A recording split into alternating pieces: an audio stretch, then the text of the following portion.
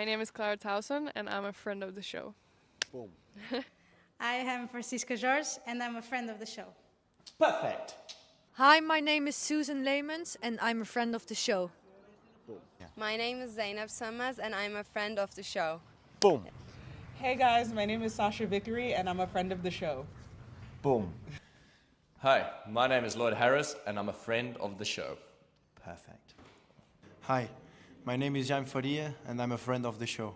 Boom. Yes. Take one. Well done. Hi, my name is Jasmine Paolini, and I'm a friend of the show.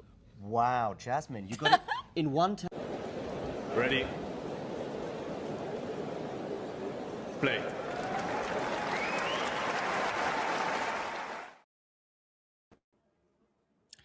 Good afternoon, good evening, good morning, whatever time it is in the world, wherever you are tuning in from.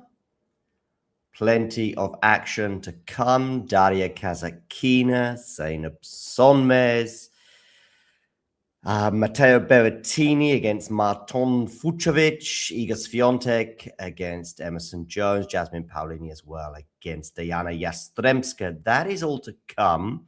We can also reflect a little bit on some of the results from yesterday, which included wins for João Fonseca, Solana Sierra, Actually, I'm going to have to go and have a look myself. Let's have a quick look at some matches from yesterday. Yeah, Bencic winning in straight sets. Zverev, of course, winning in straight sets over Bonzi. Let's share some of the scores from yesterday with you on the screen. Also, let me know in the live chat where you're tuning in from. I'm in Bonn in Western Germany. And of course, hit that like button and subscribe to the channel if you are new. I've got my coffee ready for the early stages of play today in Paris. Baptiste, that's a hell of a win over the 2021 champ Barbora Krejcikova. Basavaredi knocking out a top 10 player, the wild card from the US, knocking out his fellow American Taylor Fritz. Djokovic prevailing in 4 sets over Mpechi Pedicard. That horrendous draw for Novak is not panning out, as we all expected. Good win for Andreeva in straights over Ferro, the French woman. Kostyuk as well, I think, was the first winner of the day in terms of the fact that she got the job done in just over an hour and a quarter. I've got Sonmez and Kasatkina just talking to the umpire right now, and I've got some Italian commentary. So let's see if we can adjust this. Let's have a quick look.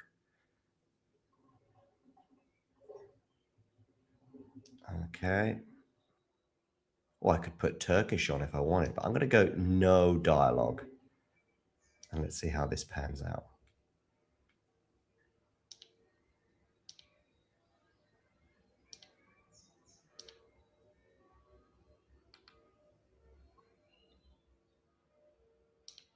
Okay.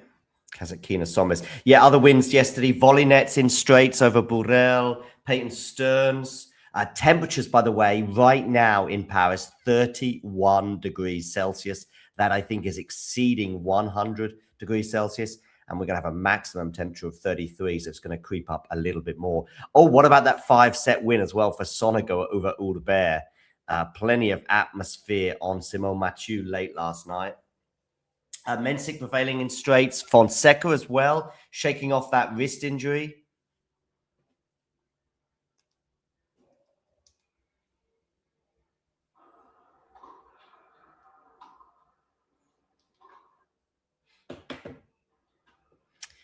So, by the way, Kasatkina has a 6-10 win-loss this year, but she does have a 24-10 win-loss record at Roland Garros, including the semi-finals in 2022. I think I favor Kasatkina in this one. Let me know in the live chat how you see things. Good morning, Jake. What else have we got from yesterday? Tomljanovic going down in 3. I feel like I see every time I see Tomljanovic's results, she's lost. Royer in straight sets over Delian. So that's Royer against Djokovic, right, in the next round. Oof. Djokovic must be quaking in his boots. Magdalinette in arguably one of the epics of the day, if not the epic of the day, in that 3-set win that she had over Valentova. Fran Jones beating Haddad Maia. Haddad Maia really, really struggling for form as well right now. China, 5-set win over Opelka.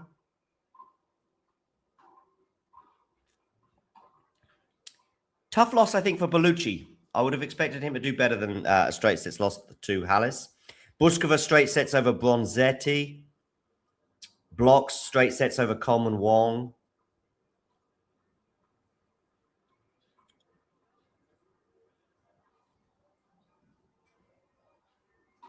Prismic. So Prismic is playing Fonseca next, right?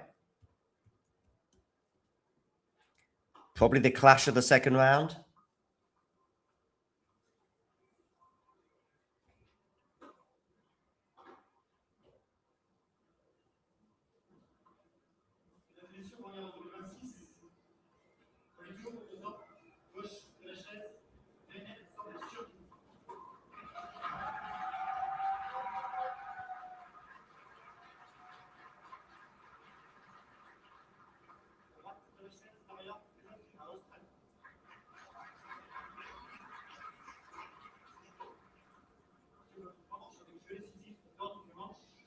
Novak Royer.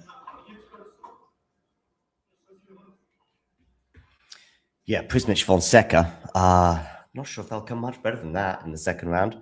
Prismic winning in straights. Do we favor Prismic for that one? Mahatch managed to finish a match, beating Zizou Bergs in straight sets. Zizou used to be man of the people. Towson, is that the biggest shock of the day? I heard that described thus, but Towson's a bit hit and miss these days. And Towson on clay, yeah. Movement's not great, but Borges beating Thomas Martin Echeverri in straight sets. I think Thomas Martin Echeverri is someone who was circled by Brenner as someone who he thought he could have a run. Right, over to some of the women's results. Oh, well, that's women's and men's. Let's get some of the scores up on the screen for you right now. We've got Teichmann underway. She held serve against Samsonova. Paolini and Yastremska have just got underway as well. And of course, we've got Shevchenko there serving first and up 40 love on Mikkelsen. I'm not sure. I will say this. When you're struggling, you know, confidence-wise, form-wise, like Jasmine is, Yastremska's not bad. Because Yastremska's not going to annoy the hell out of you in the way like who would do so? There's certain players that sort of annoy the hell out of you, and you're just like, come on, man, give me a point. I'm thinking Jaime Munar, maybe Buxa, maybe Haddad Meyer, maybe Kasatkina. Oh, I see Zeynep Sonmez has got her legs strapped up. So, yeah.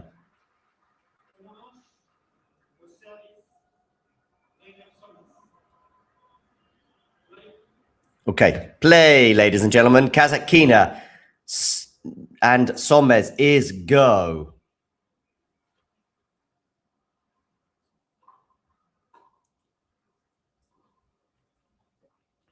Let me know some of those sort of players that just would drive the hell out of you if you're struggling for confidence, you know? I mean, Djokovic, of course. Sonmez, they're going long with a backhand, so loses the first point, love 15.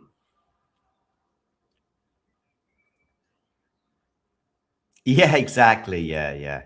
Now, that's not me saying that Paolini's winning, but, you know, I would predict Paolini to lose a lot of matches. I predicted her to lose to, who was the Australian that she lost to? Gibson, I think, was in Indian Wells. And I said, people, Gibson's winning this. And they're like, nah, it's Jasmine Paolini, top 10, blah, blah, blah, blah, blah, blah. She's dropped out of the top 10 now, I know. But I was like, Gibson's decent. Keep an eye on that backhand. And Paolini is not at the moment. So, yeah. And guess what? She prevailed. Qinwen Zheng, Slavinska has just got underway. With Slavinska. Oh, dearie me.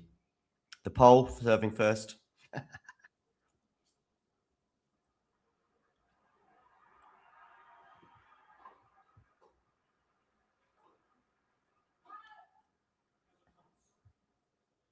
$15.30.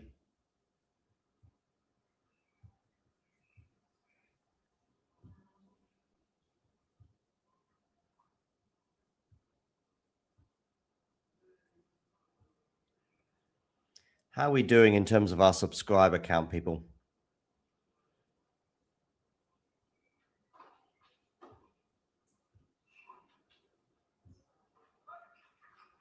Sonmez going long. We've got a couple of break points here for Kasatkina.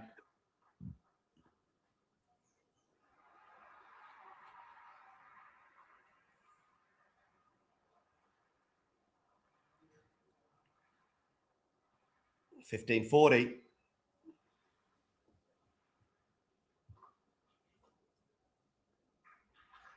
Saves the first one with a decent serve, although maybe you could argue not the best of returns.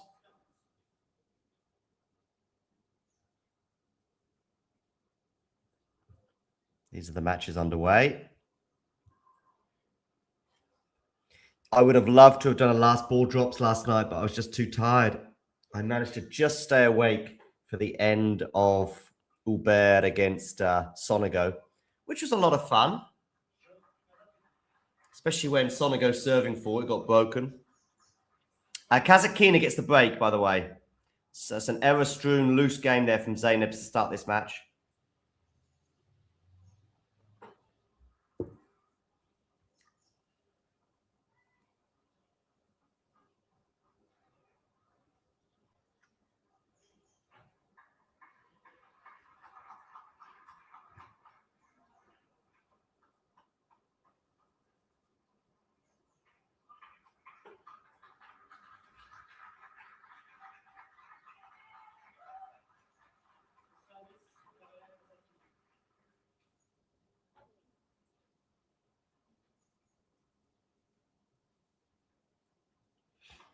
Okay.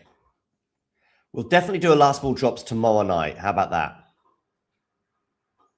French Open review. In fact, tomorrow night would also be a sort of a round one review. Oh, lovely drop shot there from Zeynep Sonmez.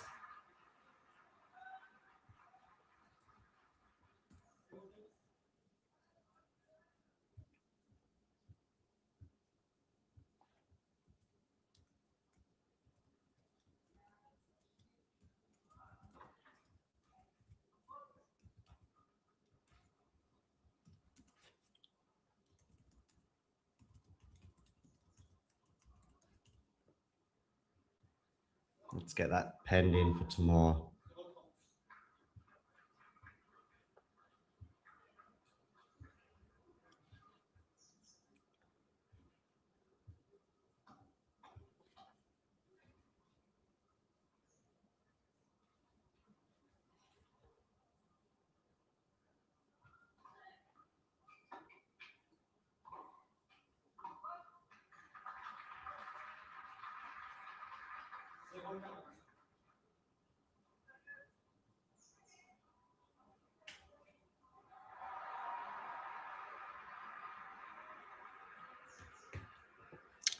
Okay, 3 break points here for Zeynep Sonmez to get it back on serve, but she goes long with that return.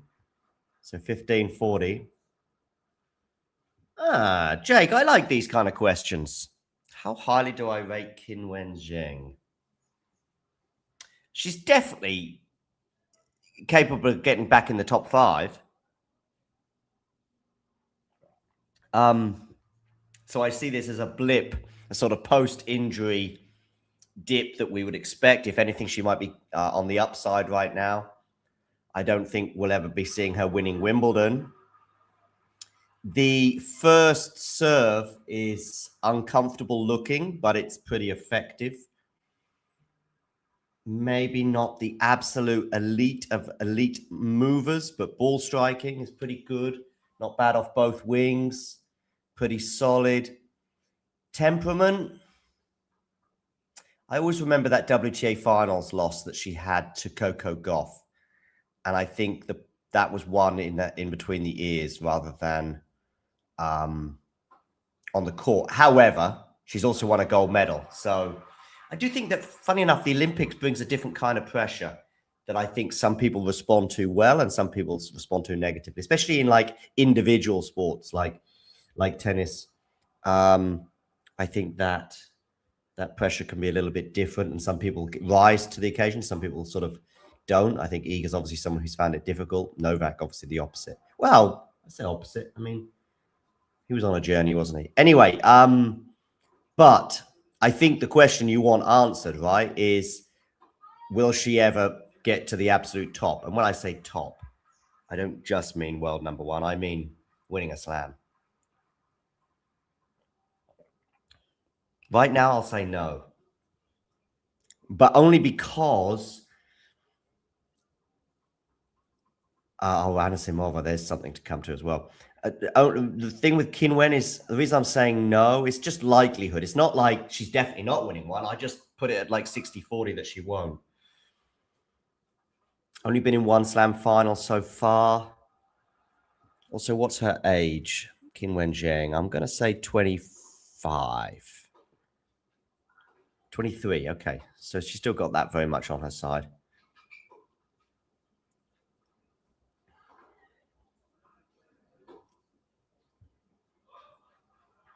But I'm still going to go no. Just because there's so many amazing players on the WTA Tour that I would put ahead of her in too many categories. And she's also quite far right now from that, right? Like, it's not going to happen this year. And so that's 3 slams that I'm ruling her out for. As for Anisimova, I'm going to have a look at her draw. By the way, Sonmez looks like comfortable hold here at the moment. Oh, a very winnable match today against the French woman Rakatamonga Rajanoa. I think somebody said her draw's good, right? But she's certainly in a rut, isn't she, in terms of her form?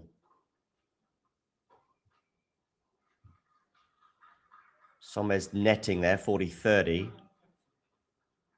Paolini, Yastremska remain on serve.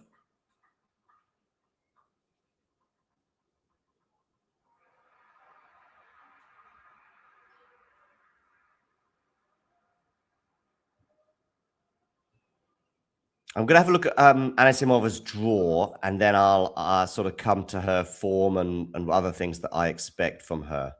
Just a moment.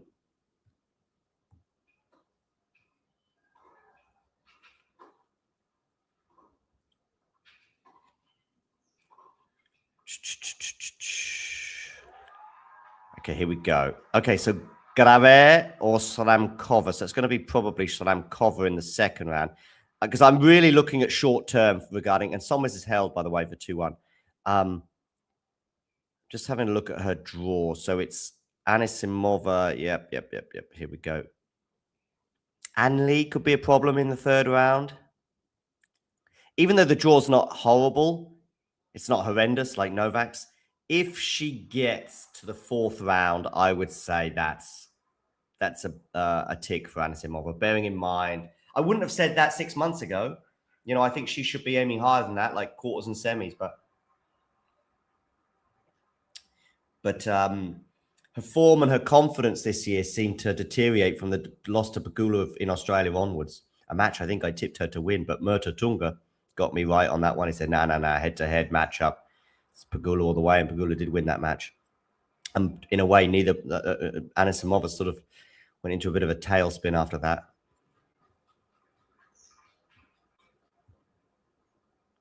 But then, of course, I know she's had the injuries as well, so yeah. Oh, 3 break points for Jasmine Paolini on the Yastremska serve. Boom, boom, boom. Di Minor and Samuel have got underway there on serve. Bandechi, the Swiss qualifier, has got a break on Buxa. Teichmann is up a break on Samsonova. And Karenio Bushka and Lahetska are on serve, as are Schwalinska and Zheng.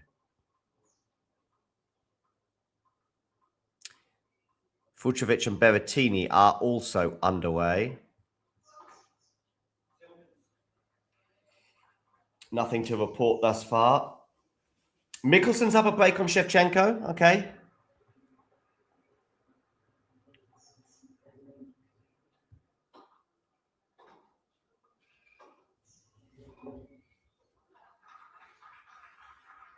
$15 all here, Kasatkina, Sonmez. Oh, yes, I was going to check out our subscriber situation. How are we doing? 30,108. An unremarkable figure, in a way.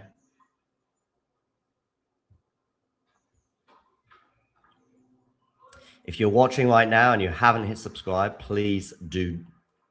And when you hit subscribe, you'll see this number tick over. And that'll be you who did that. And you can do a little dance. Some double faults here from Kasatkina. They're adding up.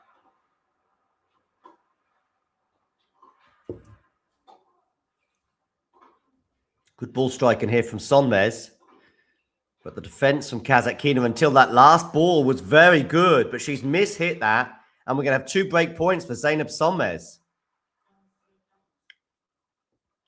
So Kasatkina gets the early break, goes up 1-love. But then Sonmez breaks back immediately. Has then subsequently held and now has 2 break points for 3-1.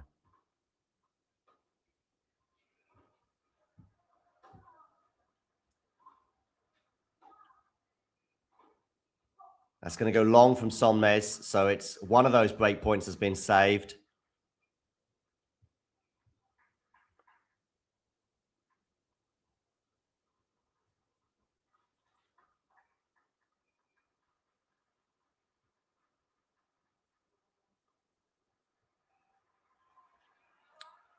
Teichmann up 4-1 on Samsonova. Oh, and a miss-hit backhand there from Sonmez gives the other break point as well, so it's deuce. Mikkelsen up a double break on Shevchenko.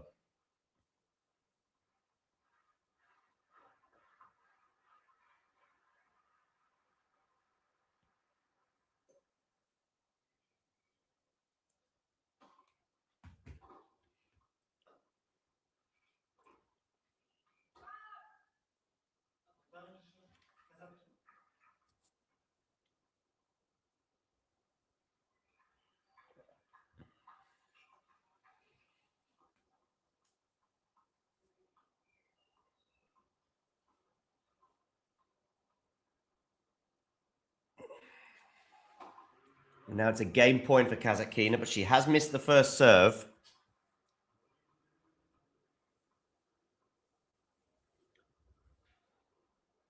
Shall I give you what I was thinking pre-match, basically, with these matches? Oh, Paolini's up a break on Yastremska. So I've gone for wins for Paolini, Rinderknech, although he's down a break on Rodionov, De Minaur, Qin Wenzheng, Lehetska. I would have gone Buxa against Bandecki, although she's down a break. Kasatkina, although she's just mishit a forehand. She's not happy with the bounce there. So it's going to be another break point for Sonmez.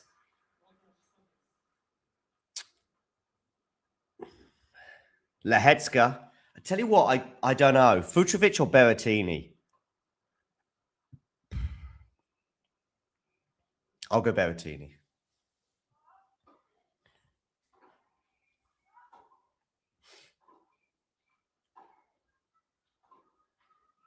Ooh. What do we think about Echeverry's loss yesterday? Straight sets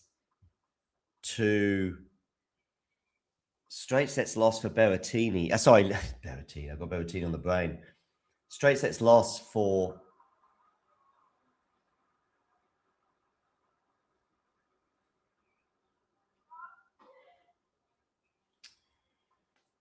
someone. Oh, yeah, for Echeverry against Borges. I mean, I know Borges can be a bit of a clay dog, but still.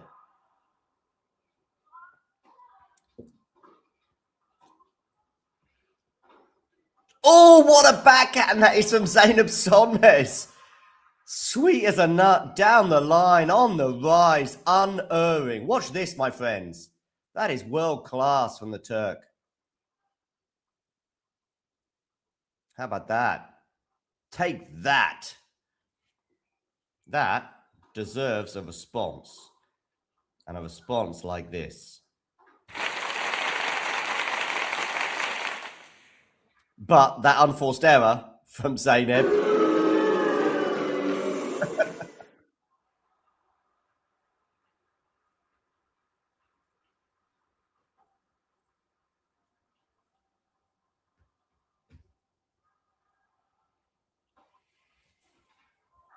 Good serve there from Kasatkina.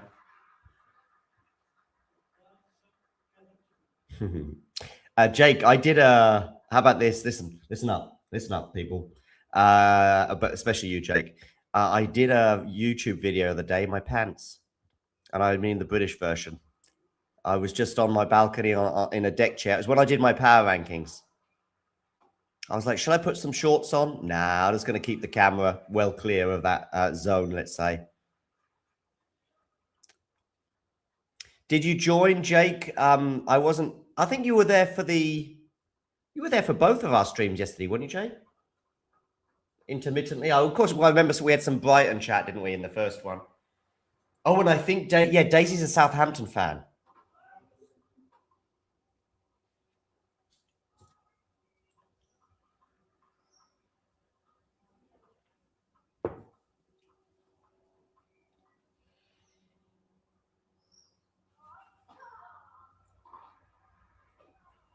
Okay. Backhand here from Kasatkina into the forehand of Zeynep. Miss-hit forehand there from Zeynep, but the rally continues. And now it's Kasatkina who's going long. And so we're going to have another break point here for Zeynep Sonmez.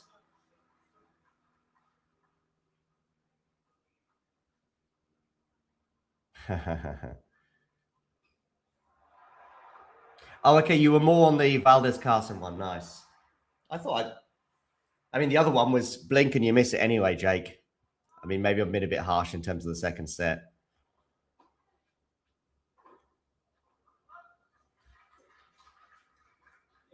It's feast or famine, isn't it, at the moment with Emma, as always. And right now, the British press are hounding her. But I think the British press sometimes forget that there are other tennis players in the world. Carreño Busta is up a break, rolling back the years against Lehetska. I do think it's a brief moment in time, though, but I could be wrong.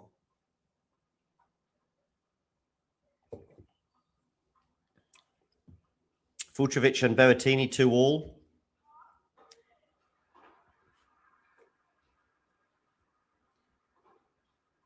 Sometimes when you watch Kasatkina, it feels like you're watching a match in slow motion, right?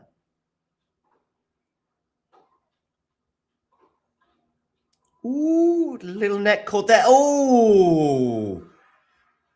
I mean, the net cord was disruptive, but it was one of those net cords where actually, despite the net cord, Kasatkina is probably still the favourite to win the point, but she dumps the backhand into the net. And Zainab Sonmez is still apologising 25 seconds later for that net cord. You wonder if, if Zainab and Kasatkina ever bump into each other in a supermarket in 30 years from now, whether she'll still be apologising for that net cord.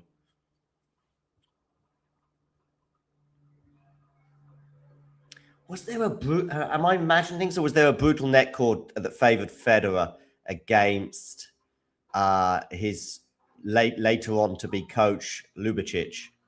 Am I imagining something there? Yes, he did. Yeah, he did, Jake. And I did too. I mean, Sierra pushed Coco unbelievably close, didn't she? In fact, she was up a double break, wasn't she, in the deciding set in Rome?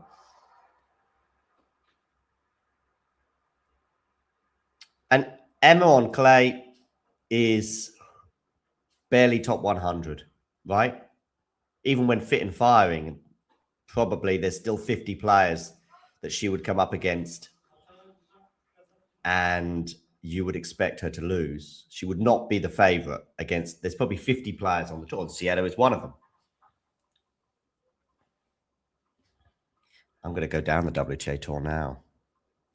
And obviously there's some that are just obviously the favorites. Like, just looking at the top 10, maybe Anisimova. Just having a look at the top 10. Raducanu plays Anisimova yesterday. I think Anisimova's winning. If both are fit and firing, Anisimova, right? Oh, by the way, Kasatkina in the end ends up getting an epic hold there.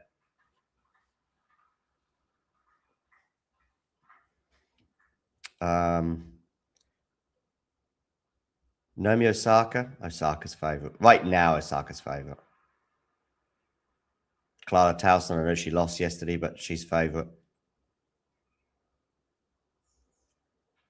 Kalinskaya. I think Kalinskaya's favorite too right now. Okay, a lob here. But, oh, what? Oh, she's missed the backhand. Love 15.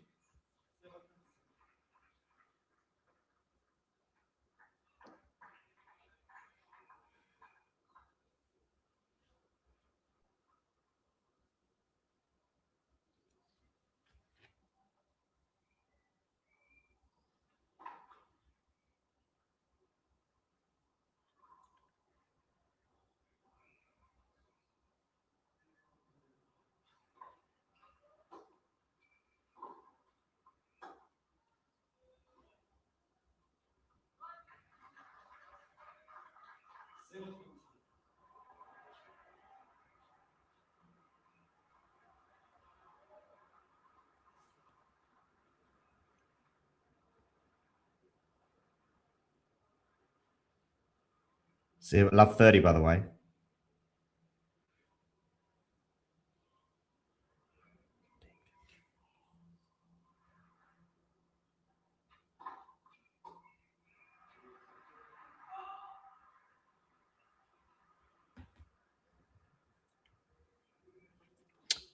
Diana Schneider. No, Schneider's favourite. I'm still on my Emma Raducanu. Let's go down the rankings as well and just sort of like Buzas Monero's favourite, Sakkari's favourite.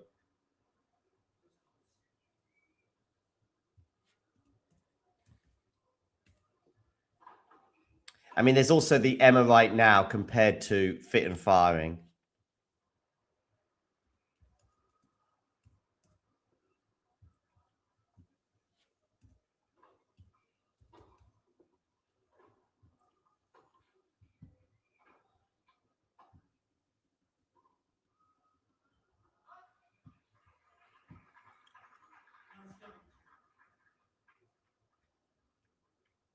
$15.40 here on the Sonmez serve.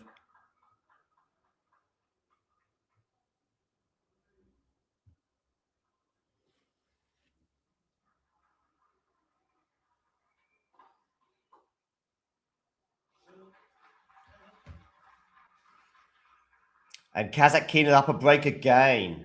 Bit of a ding-dong affair this is after that epic hold she had where she's saving break points left, right, and centre. She then goes and follows it up by breaking. Are you not a fan of Kinwen, Jake, in general, by the way? Dimonor up a break on Samuel. Yeah, yeah, the pole is up a break as well on Kinwen. Mikkelsen ran away with that first set over Shevchenko. Van Asch and Galbas are on serve. Samsonova and Teichmann are back on serve because I think Teichmann was up a break, wasn't she? Karenia Buster is still up a break on Lahetska. Oh, and Paolini is now down a break. I think she was up a break 3-1 on Yastremska, and yet now it's 4-3 for the Ukrainian, up a break herself.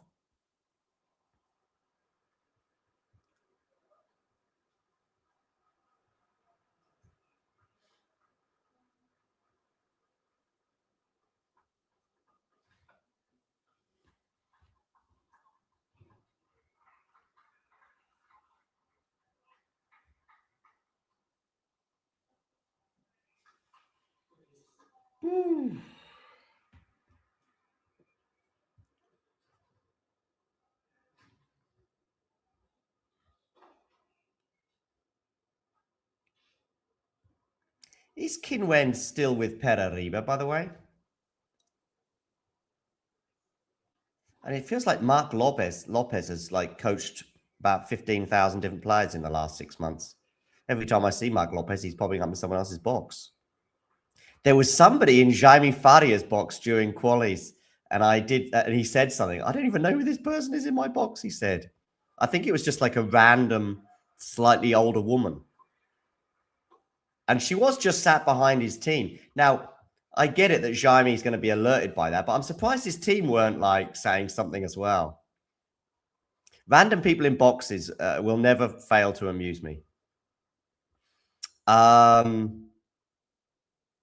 So Dimonor up 4-3 with a break on Samuel as the first set enters its business end. Rinderknecht and Rodionov are back on serve. Rodionov, of course, the Bond GOAT. Oh, Berrettini under a bit of pressure on his serve at 2-3 deuce.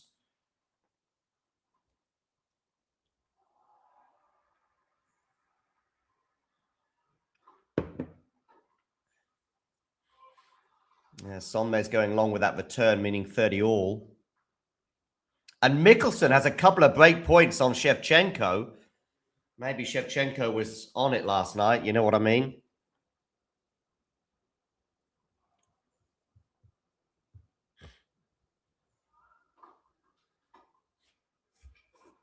Which names in tennis do you just frequently have to go to Google and copy and paste in terms of the spelling? For me, it's Ayla Tomjanovic. I don't know if I'll ever learn how to spell that surname.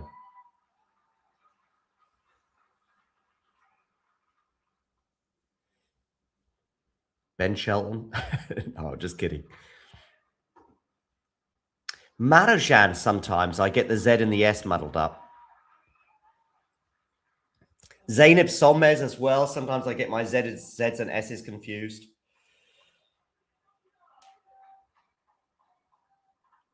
Mikkelsen, I always have a doubt. Well, not really. I know it's S-E-N, but I always have that last minute doubt. Is it the sort of Scandinavian spelling? And it is.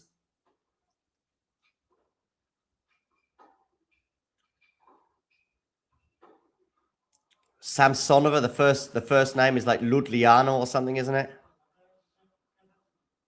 Talking of Mikkelsen and spelling and whatever, the umpire for the Estoril Challenger final last year was always saying Michelson. And I just thought it's amusing. Alex didn't say anything, of course. I mean, just playing tennis, right?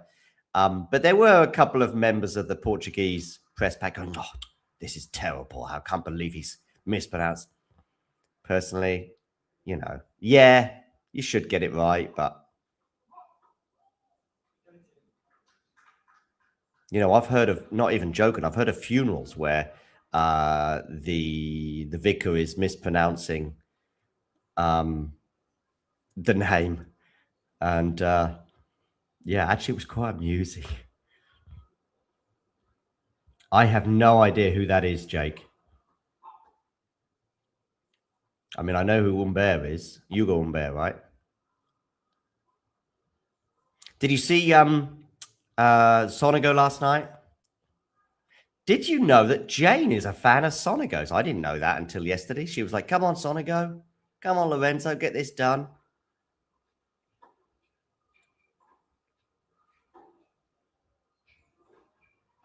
Ooh, backhand error from Kasatkina. This, by the way, this match is going to go on forever, isn't it?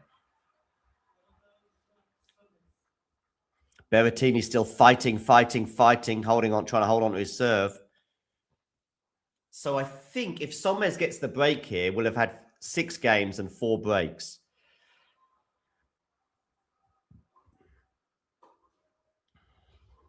Oh, horrible backhand there from Kasatkina, and Sonmez does indeed get the break. 3-all.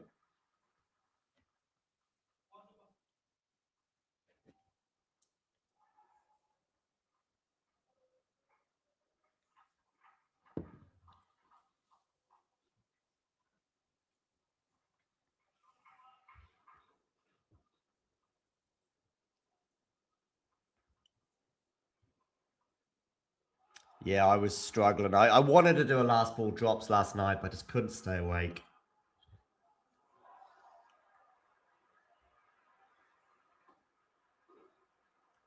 But we'll do one tomorrow. Oh, some horrible. After Sonmez's unbelievable backhand a couple of games ago, she's hit a couple of not such good ones recently.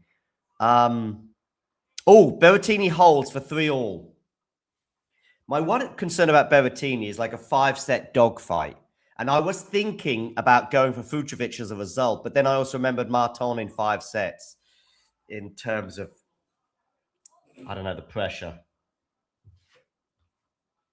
I'd love to, actually, I wonder what Fucsovics' 5-set record is, because he does seem to be involved in a lot of 5-setters. Marton, you know, and then he rips his shirt off. Carreño Busta is close to the finish line in the first set, at least.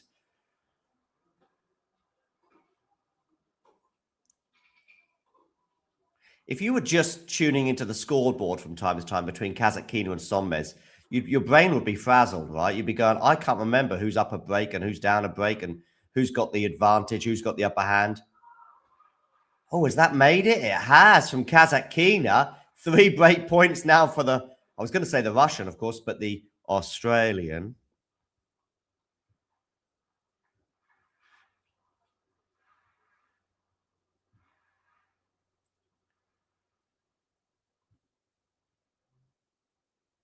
By the way, is this a debate? I guess it is a debate, but I think I can confidently say which player I think is better on clay.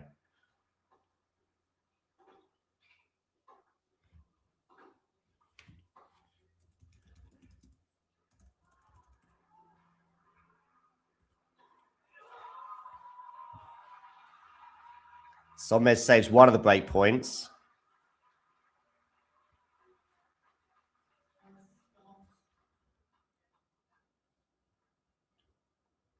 They barely played on clay. In fact, they didn't.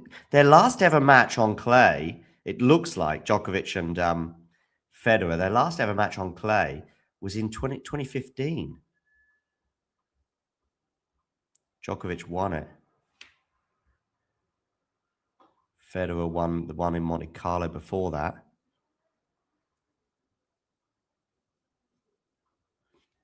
Djokovic won in the French Open of 2012. And Rome as well in 2012. Federer, of course, winning that famous semi-final in 2011.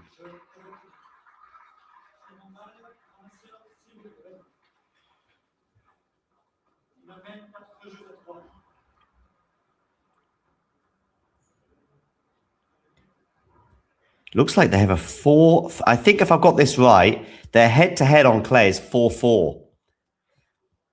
Federer wins the first one in Monte Carlo.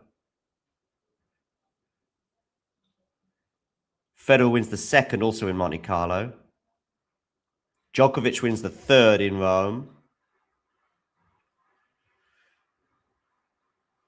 Federer wins the third, the fourth one at the French Open in 2011. But then Djokovic gets some revenge a year later in Rome, 3-2. Then Djokovic wins also at the French Open in 2012, so it's 3-3.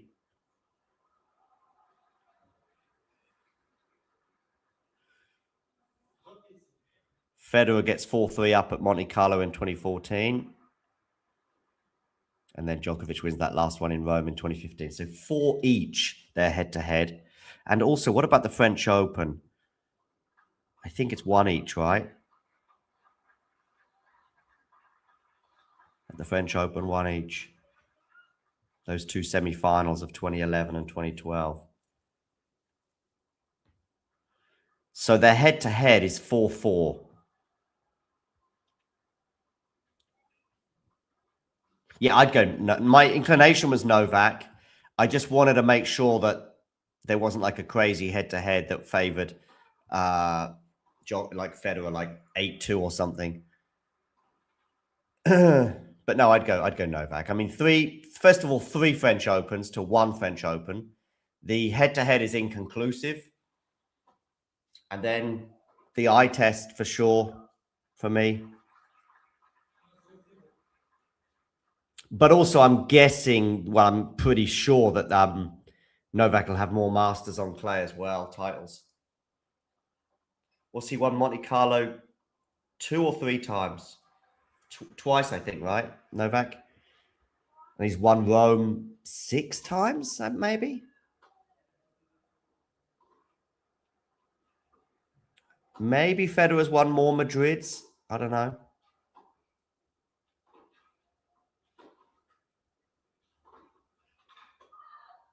Kasatkina here. For the first time, we might get some daylight after like a break. Oh, Shevchenko's broken back against Mickelson. Or should I say Michelson?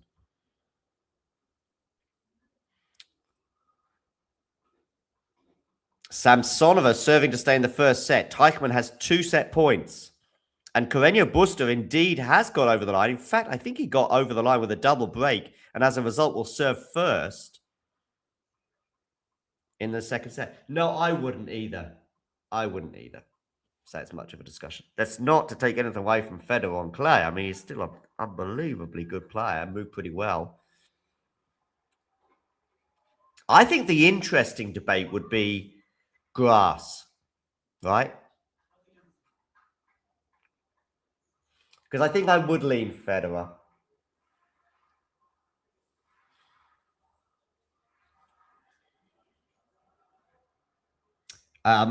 Bon and maybe Estoril.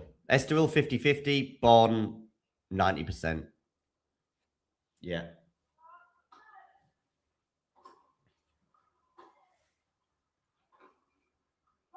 Ooh, backhand error there from Sonmez, and we have got 2 game points for Kasatkina to get to 5-3, and that feels significant at this stage.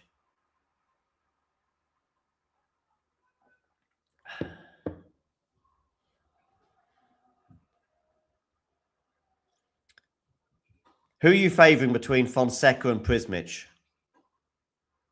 I think I'm going to go Prismic in that one. I just think that maybe the physicality will be pushed for Zhao to the limit and where he's at.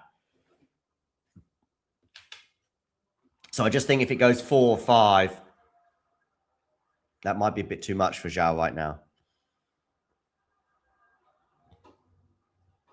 By the way, are we now sort of, and Kasatkina holds for 5-3, are we bigger picture stuff, Hodar and Zhao, after Hodar's win over Zhao in 3 sets in Madrid, are we are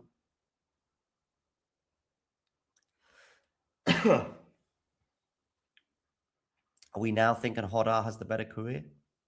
Is that a bit of a big call? Yeah. There's a debate there, and I'm just not that invested in either in terms of it being a strong argument. I'm more invested in the Clay one because I'm just like, that's just, yeah, it's just clearly, if anyone said Federer, then I'd have to say, look, yeah, that's heart more than head.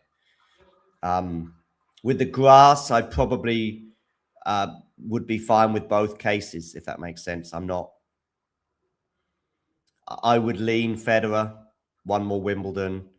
I do think conversely, I just think that Novak's longevity maybe harms him in terms of the debate. As in, like, I don't know how many shots Novak has had at winning Wimbledon, but let's say 20, and he wins 6. I'm guessing Federer had a couple less. I'm guessing Federer had 17 shots at it, maybe 18 shots, I guess. Maybe if you include maybe 18, something like that. And he won 7.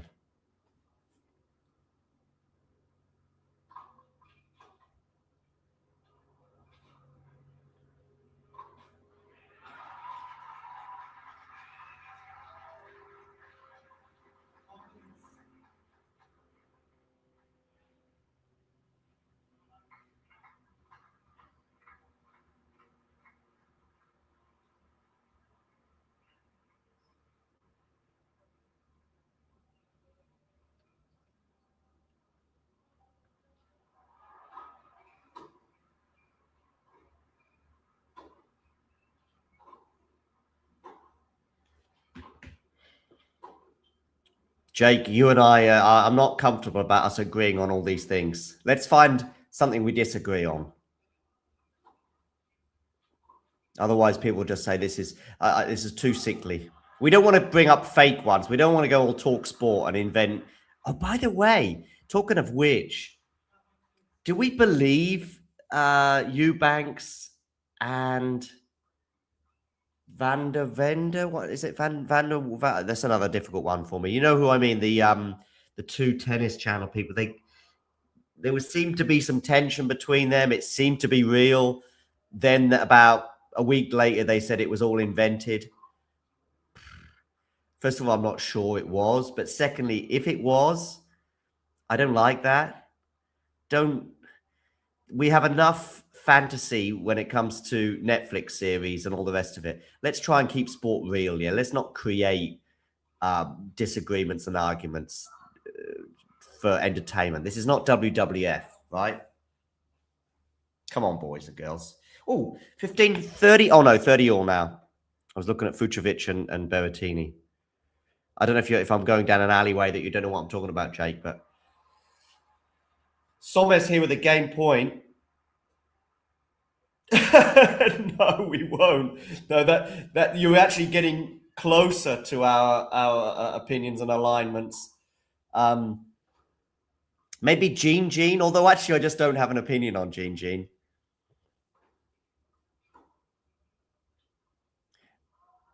Oh, and now it's Zainab Sonmez with another net cord, and that was one that just kissed the net and slowed the ball down.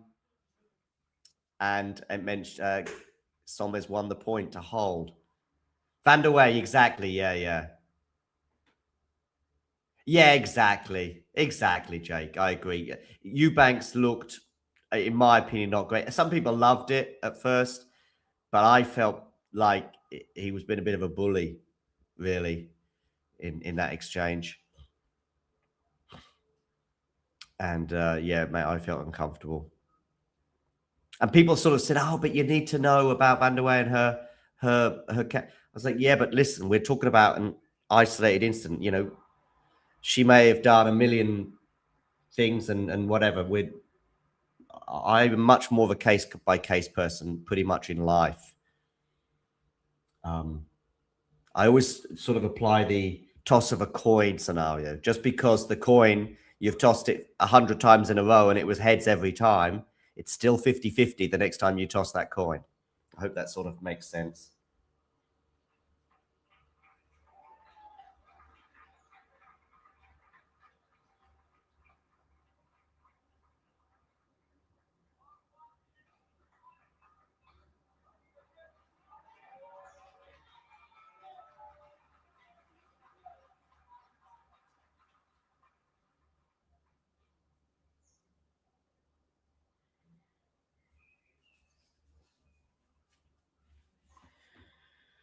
No, it wasn't.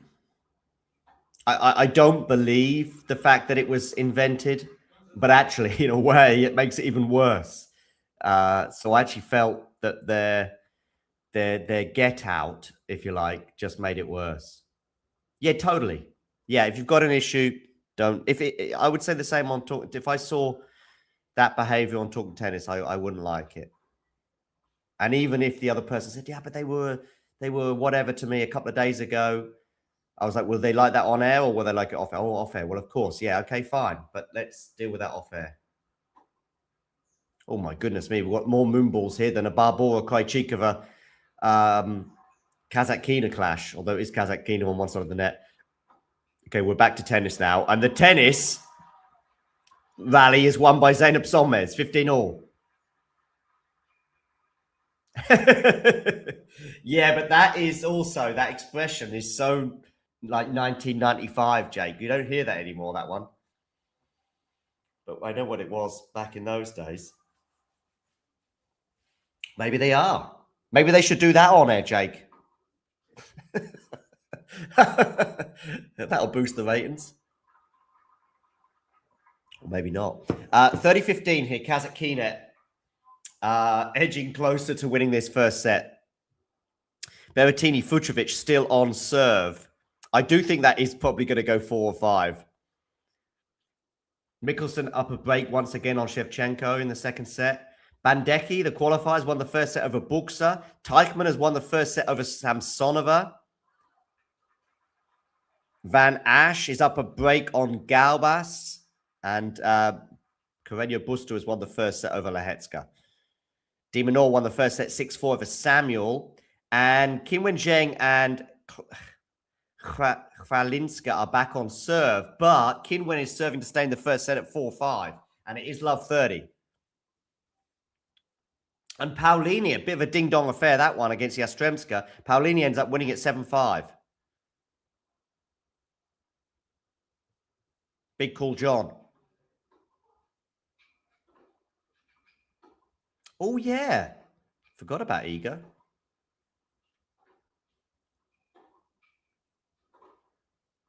I think she could cause her some issues, yeah. I think there could be tell you what, that's a really tough round one clash for Svitolina. And I think Bondar's playing pretty well. I wouldn't be surprised if she takes a set, but I still think Svitolina wins.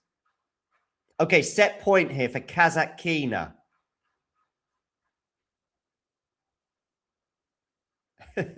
Yeah. What a serve that was from Kasatkina, and I don't mean in a big way. Oh, just missed that forehand there, Daria. So deuce. 3 set points for Khvalinska on the Qin Zheng serve. Love 40.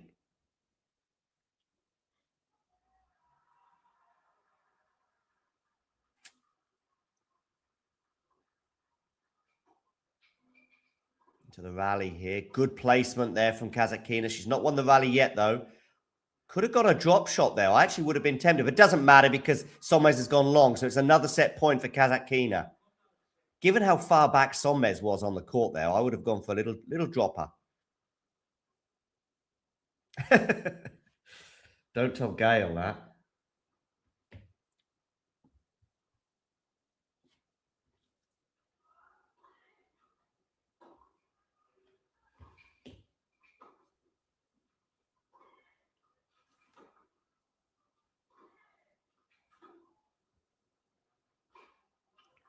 Ooh, misses the backhand down the line, Kasatkina. So we're back to deuce.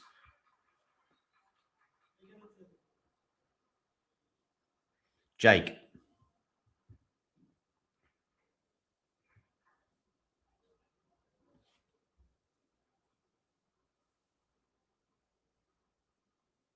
If I could change one thing in tennis, what would it be?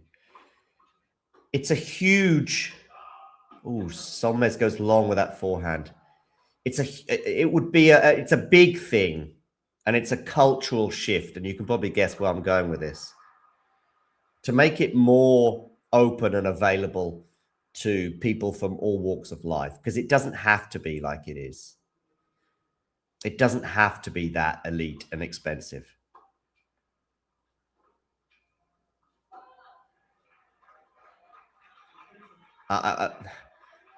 Yeah, it just doesn't have to be. You know, bring ticket prices down, for example. Have more tennis courts freely built around the world. And just have a more opening and welcoming culture. To people from all walks of life and all backgrounds. It's a huge thing, and it sounds a bit fluffy, but actually I'm very serious about it. I remember an article in The Guardian in 2022, and it was about a guy, and I'll see if I can find it, because I'd like to speak to him, actually. Oh, Kasatkina wins the first set.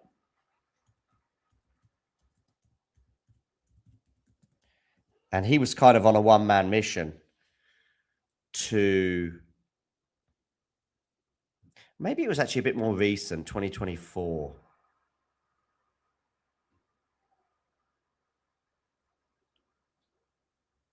Yeah, this could be it. This could be it.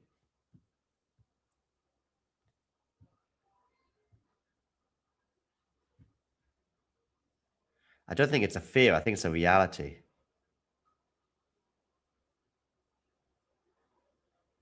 So this is the article.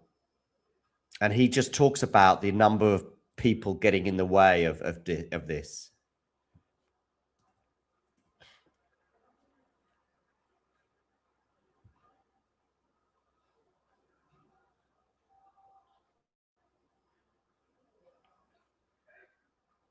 Yeah, so it was actually in 2022 that he brings up a conversation. That's probably why I've got that year stuck in my head.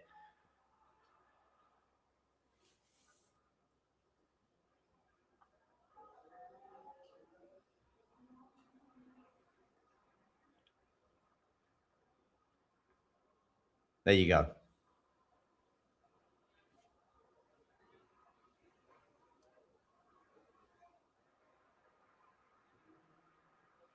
Yeah, exactly. Exactly. I mean, it's at all levels, as I said to you in that voice message yesterday. Okay, Kasatkina winning that first at 6-4. Both having a healthy percentage of first serves in, over 70%. Let's give you some score updates, by the way. Klavinska did win that first set over Qin Zheng. Samuel is up a break in the second set on Dimonor. Go, Samuel, go. Rodionov serving to stay in the first set against Rinderknech. He was up an early break on the Frenchman, but that's back on serve. Bandecki won the first set 6-4 over Buxa. Teichmann also won the first set 6-4 over Samsonova. Karenia Buska is up a set on Lehetska. That would be a shock of some proportions. Berrettini serving to stay in the first set against Fucsovics, but it is 5-6, 15 love. Galbas serving to stay in the first set against Van Asch, but he does have a game point, albeit then Van Asch, in fact, he holds serve, and Van Asch is now serving for the first set. Mikkelsen up a set and a break on Shevchenko. I tell you what, Karenia Busta's going. He's holding serve comfortably as well. 3-2 in the second set.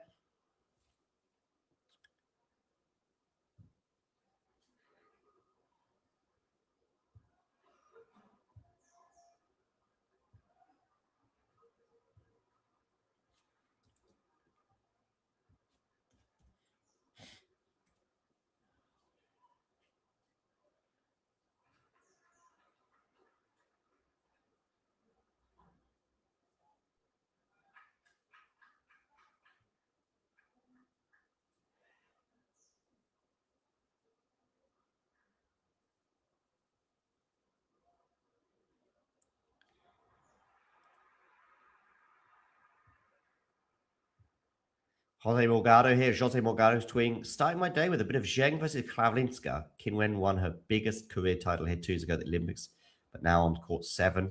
Maya is in the form of her life. Well, she won that first set.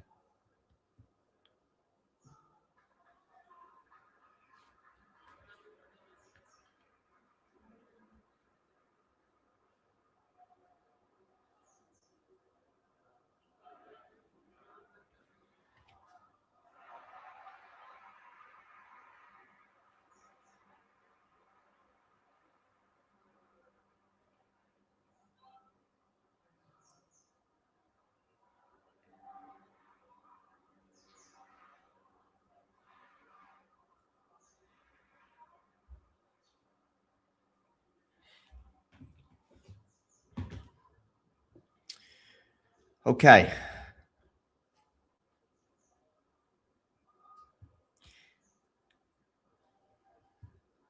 I'm going to actually just get some ego up on my TV. Oh, actually, I'm going to get Fucsovics Berrettini because they're in a tie break. Going to get some Fucsovics Berrettini in my veins.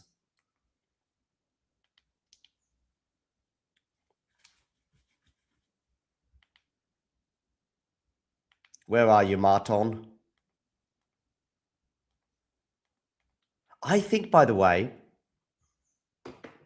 if Damien was watching a match today, I think it might be Marton against Matteo. Despite his love of young guns, I wonder if that would be... I mean, there might also be a match somewhere else in the world that he'd be watching. But despite the fact he likes the young guns, I think he had a soft spot for the fact... I know he had a soft spot for these two players. Right, I'm into this tiebreak now, and it's 2-0 for Fucsovics, up a mini break. Great return from Marton there.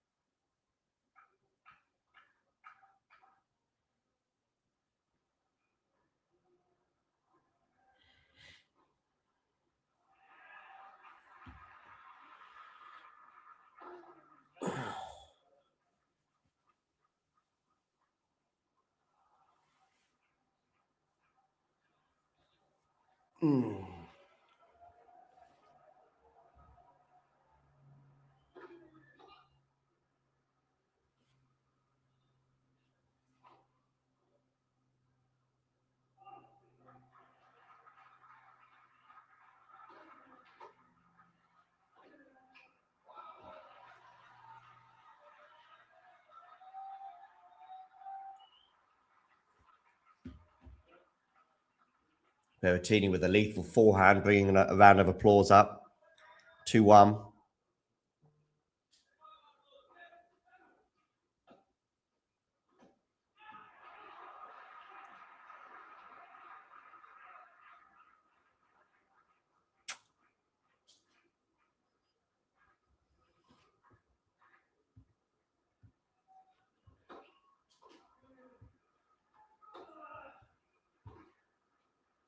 Slice here from Marton into the forehand of Berrettini. Clips the net. Still lands in, though.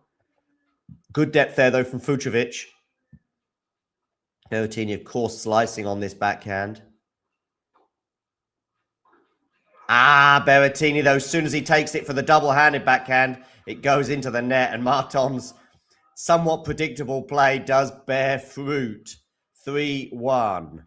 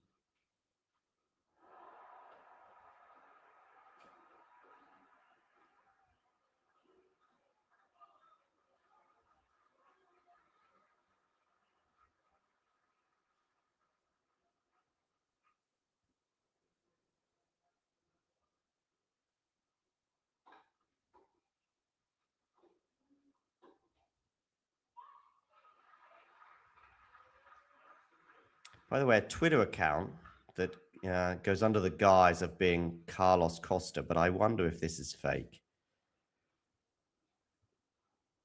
Do you see this?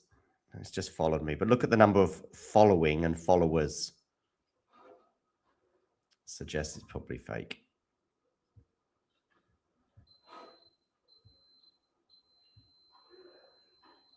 Okay, 4-2 change of ends. Fucsovics and Berrettini in this tiebreak. Once this tiebreak concludes, I will have a quick look over on Philippe Chatrier, where I think Iga will be getting underway any moment against Jones. 20 unforced errors from Qin Wen. Okay. Sonmez is held at the beginning of the second set against Kasatkina. Mikkelsen is very close to a 2-sets-to-love lead over Shevchenko. Lehetska and Carreño Busta. This is not looking good for Lehetska at the moment. Okay, Berrettini not looking good in this tiebreak either, but things can change very quickly in tennis. Win these next 2 points, and it's anyone's game. 2-4, Berrettini serving here. Just misses that first serve going long.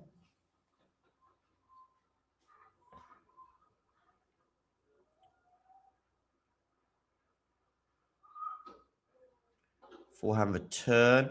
Got good depth on that. Ooh, a bit lucky there for Fucsovics with that net cord. Obviously going for the backhand. But now he's going into the forehand win because he's got lots of space there. The Matteo has left open the door. And Fucsovics takes advantage. And now 5-2. Meaning 2 holes and he wins the set.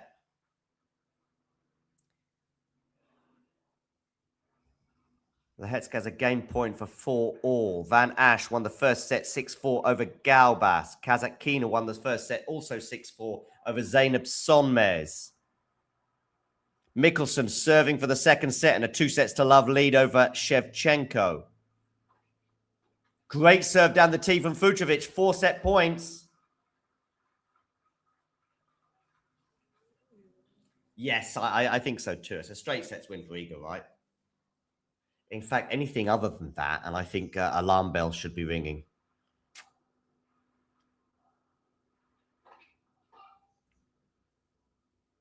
Sometimes the manner of Iga's wins, I'm thinking of... Who was it she struggled with in 3 sets? Oh, and Fucsovics with a mega forehand wins that first set. 7-6. Who was it Iga struggled with in the first round in Rome? A really good defender. American. I'm going to have a look now.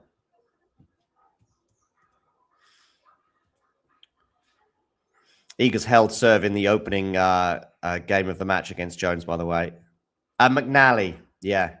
So sometimes it's the manner of her wins that's also concerning me. Okay, she then follows that up with some very comfortable wins over Cocciaretto, Osaka, and Pagula. But, yeah. First serve percentage in for Berrettini, 53. Well, when you're winning 86% of your first serves, you want to be getting more than 53% of those first serves in. Berrettini didn't get a single break point on Fucsovics in that first set either. So, yeah. So Fucsovics wins it 7-6. Let's turn my attention to Iga Swiatek.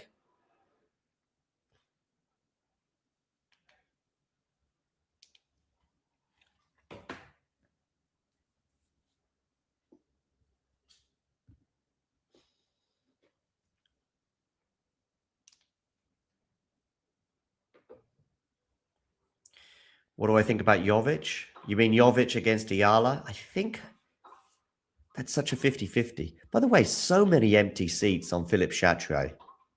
It's incredible, right? Lovely forehand winner there from Iga Swiatek, love 15.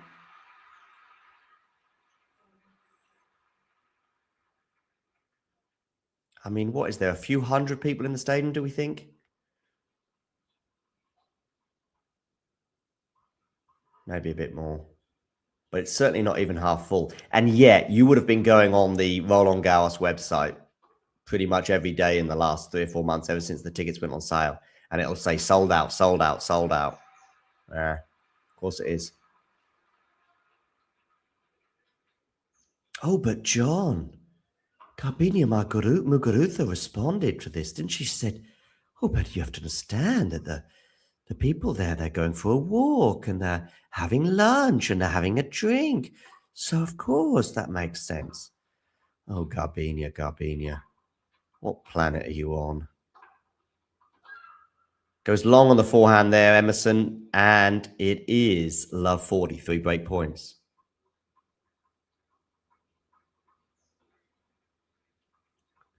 You thought Jovic may have been the one that played Iga, sorry? But when? I think they're in separate halves, aren't they? I'm not sure. If they are on course to meet, it's 2 or 3 rounds down the line for sure. Because actually, I think I looked at Ayala's draw, and the first 2 matches she could have were sort of 50-50s. Wonderful return there from Swiatek, and it's 2-love. And I'm already thinking about changing channel. Let's see, a comfy hold here for Iga, and I am changing channel.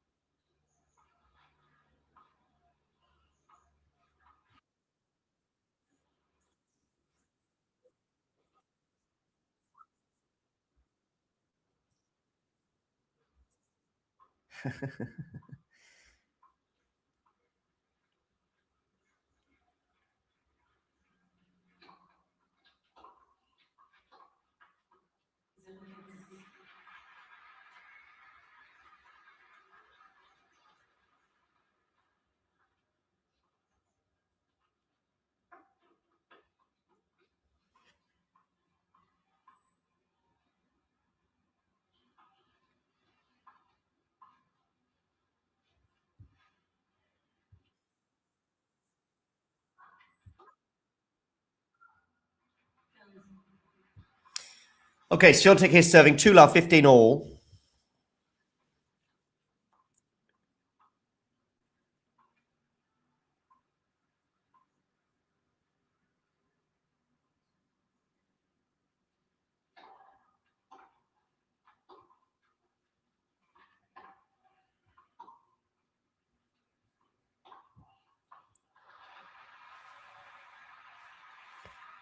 Ooh, 15-30, ladies and gentlemen.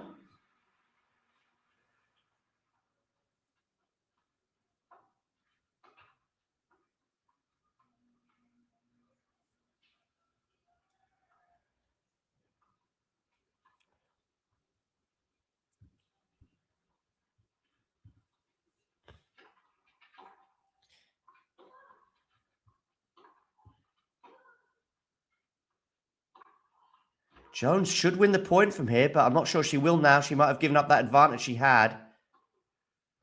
Oh, she does. 15-40, ladies and gentlemen. 2 break points.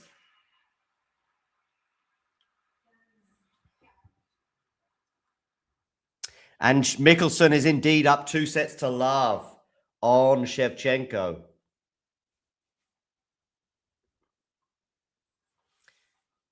And Kravinska is up a set and a break on Qinwen Zheng. Demon Nor, I think, was down a break, wasn't he, to Samuel? But they're back on serve now. Paolini up a set and a break on Yastremska. Oh, that was a good serve from Iga, and the return from Jones goes just long. So the first break point has been saved. 30-40. Rodionov and Rinderknech into a first set tie break.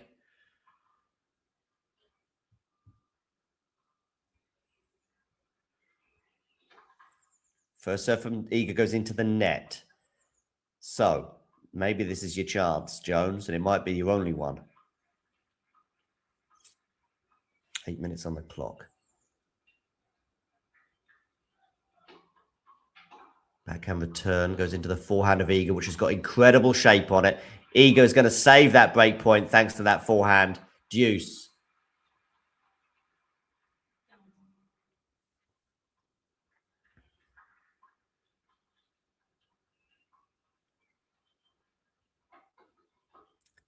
Yeah, 6-4, 3-love. Oof.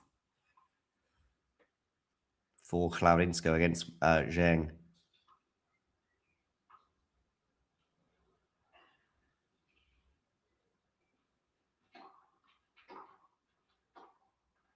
Iga there with a great forehand up the line. It was a decent return from Jones, at least in terms of pace, in at the feet of Iga. But Iga's footwork and forehand did the damage, and she's now got a game point for 3-love. And I think that's it, basically. That was the match, those 3 points.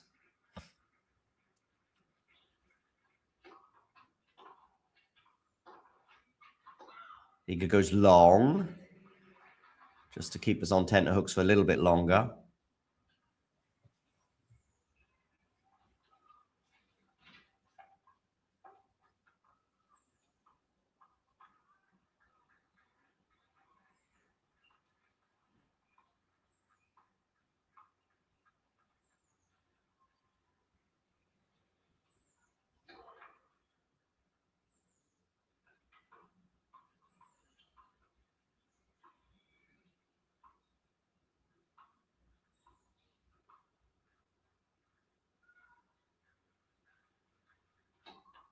Okay, backhand return from Jones, but got to do more with that return, Emerson. Although she's going to get a gift from a forehand there from Iga that goes into the net. Explore with Oscar. Maybe Jake, you can answer. What's wrong with Qin Wenjing? Is she injured? Don't think so. Maybe Jose's got a point though in terms of Qin Wen's form. Maya's form. What was it? What was it he tweeted? Have I still got the tweet? No, I haven't. But he said Maya's in the form of her life.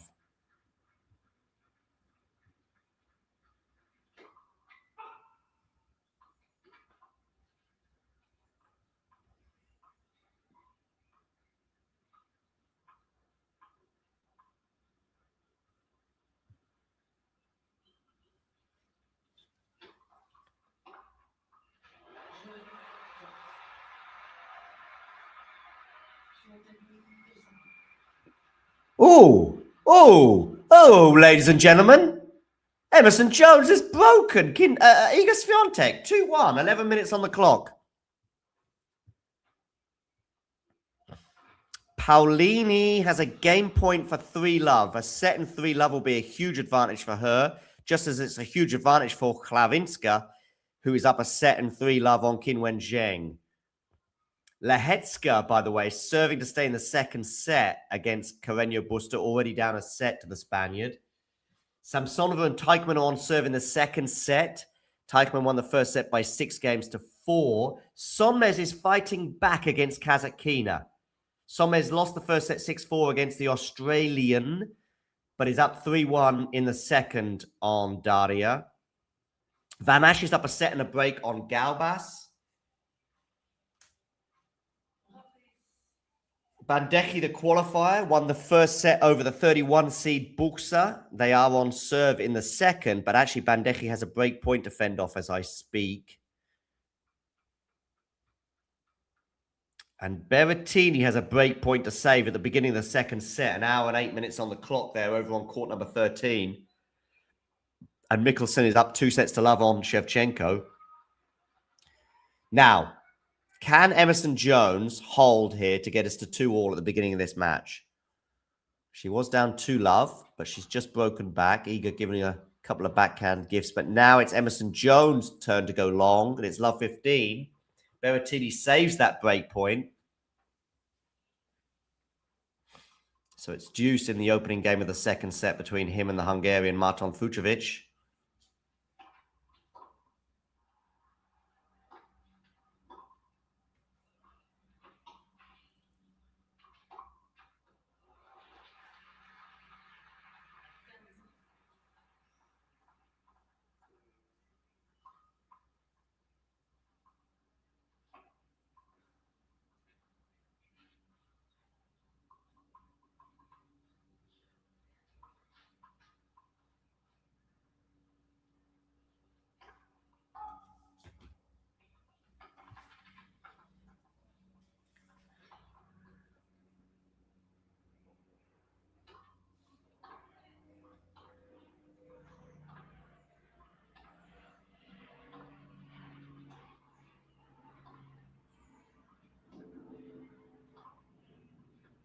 Forehand to forehand right now. I think that might just clip the net, that one from Jones. But anyway, we're still into the rally. It's a great backhand from Iga.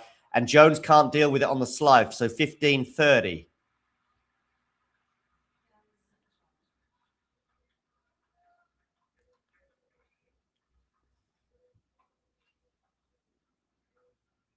Roy Emerson.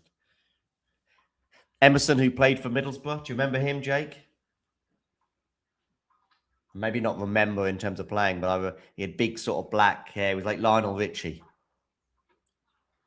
Oh, what a return from Iga Swiatek, 15-40.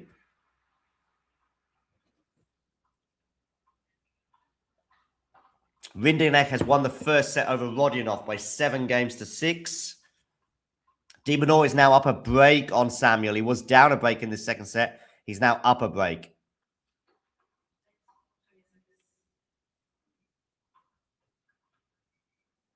Oh, okay. So Qin Wenjing has had a medical timeout. Okay.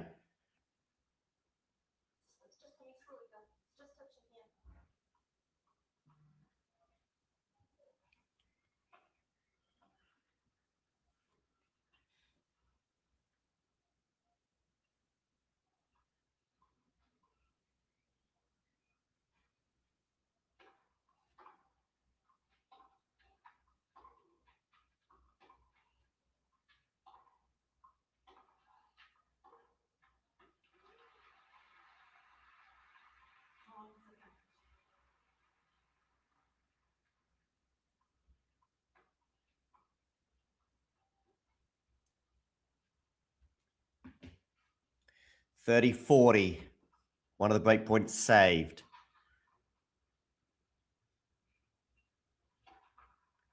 First serve into the net.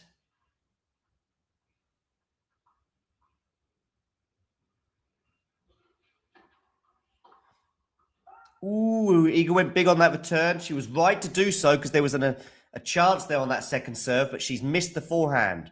So it's deuce. Wow, she's still having the medical timeout now, Jake.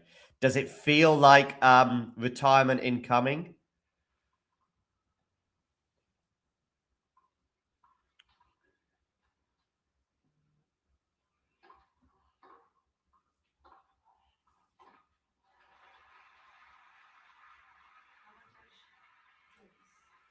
Game point now for Emerson Jones.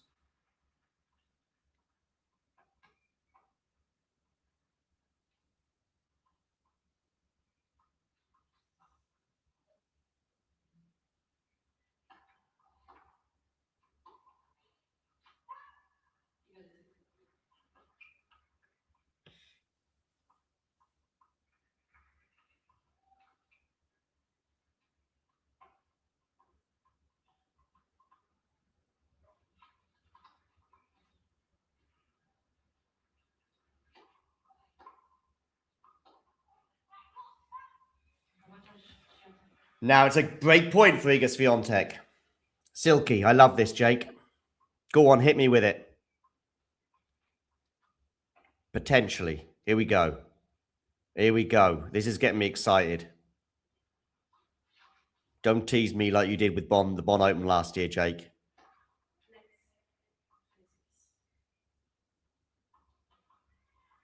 I think she's learned this anyway, having a shock and forehand day. Yeah. Gotcha. Emerson Jones here on the attack, but Iga's fending it off, and that's really good depth from her. Now we're in trouble now. Emerson Jones in big trouble. And she's just made that forehand, Iga, and she gets the break.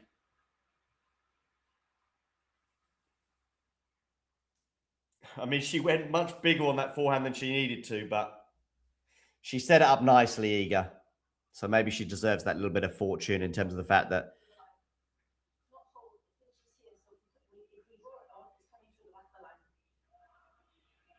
yeah. I like the non-electronic line calling. I think Valdas and maybe Miles as well are of a different view, but I like the non-electronic line calling.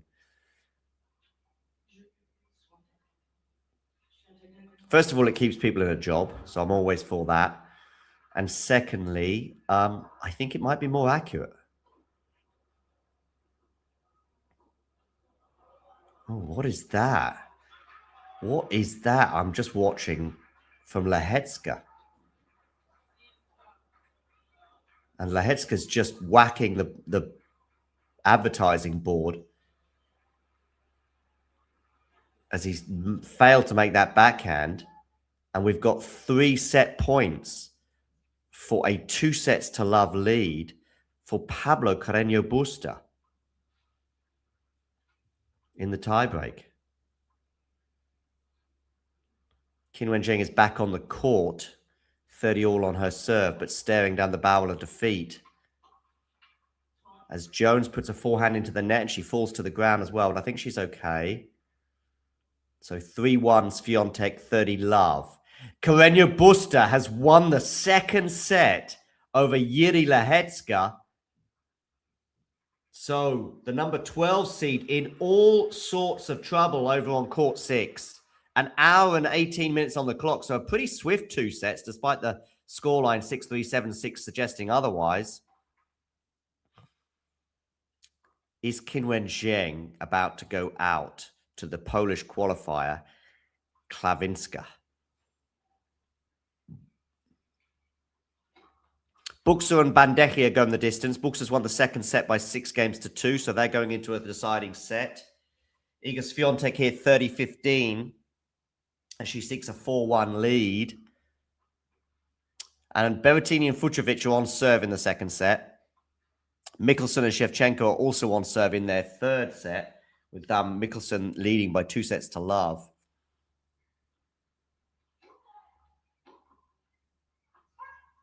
Jones there goes long on that return. A really good kick serve there from Iga Swiatek to get us to 40-15.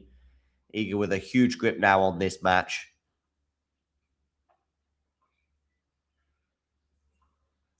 You say that, Jake, but I think Valdez was a popular addition, if you like. I mean, he was always a backup, but one of the best backups to have in the world football, right?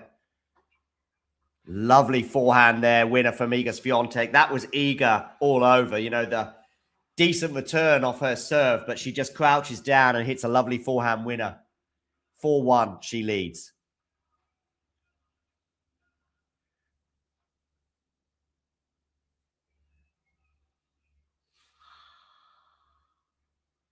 Jake, come on, man. Bon ain't going nowhere. Right, we'll take a quick break and then we'll be back. Just a moment. Ready. Play. And if you're wondering what this little thing is, well, let me tell you now, whether it be tea, coffee, or merely water, it tastes so much better from a talking tennis mug. And you know what? They can be yours if you wish to purchase one from our website. We've also got bags and stickers and hoodies and notebooks. Mira Andreeva. T-shirts as well, of course, coming in both black and white. And we've got a classic jumper for you as well, and many, many other things for you to purchase for excellent prices so you can look like some of the coolest people on the tour. If you enjoyed this video, make sure you hit that like button. Don't forget to subscribe and click that notification bell so you don't miss out on all things tennis.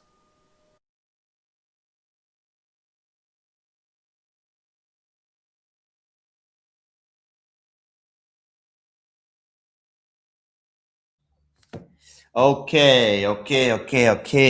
Actually, I'm not familiar with this 4-0 loss. Was it under Van Gaal? Love 15 here.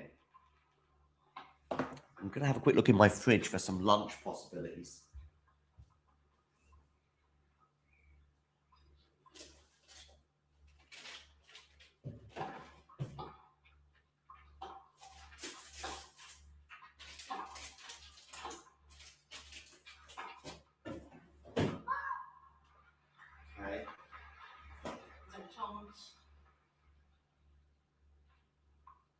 Oh, I thought I had some bread, but I don't. Seems like I've got no bread. That's disappointing.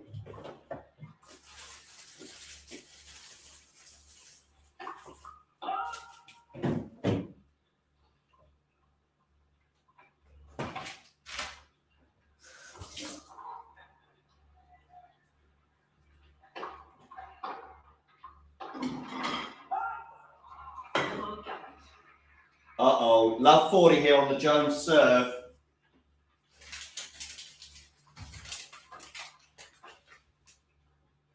I mean, I think the match is done now, but I'm going to have a look around and see what match I should tune in for.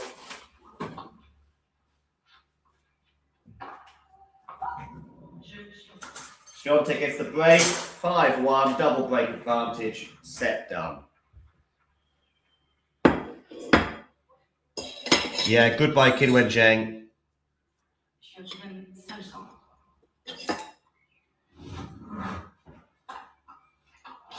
Demonor wins the second set over Samuel. Was down a break in the early stages of this set, but ultimately prevails.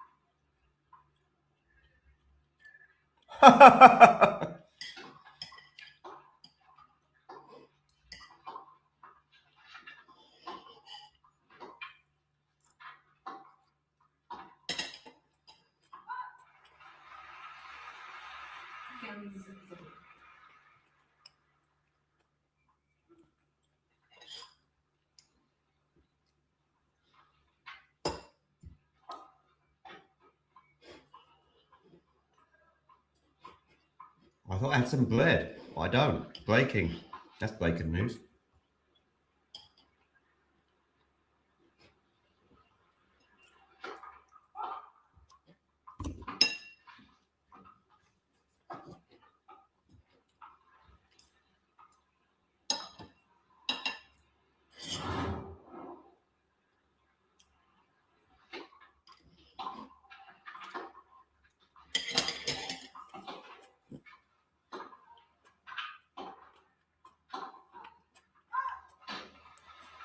Jones missing that forehand, 30 love.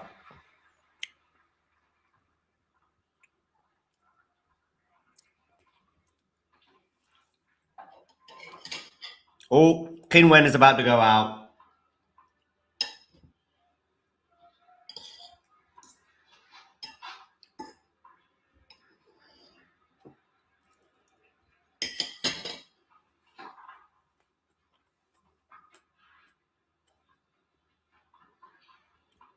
Love 30 here on the Qin Wenjing serve. She could well be bageled in the second set. That serve, by the way, I think Emerson Jones is annoyed at that serve from Iga because that looked like it was out. So 3 set points for Iga Swiatek at the same time as we have 3 match points for Maya Yastremska against Qin Wenjing in what would be the first upset of the day.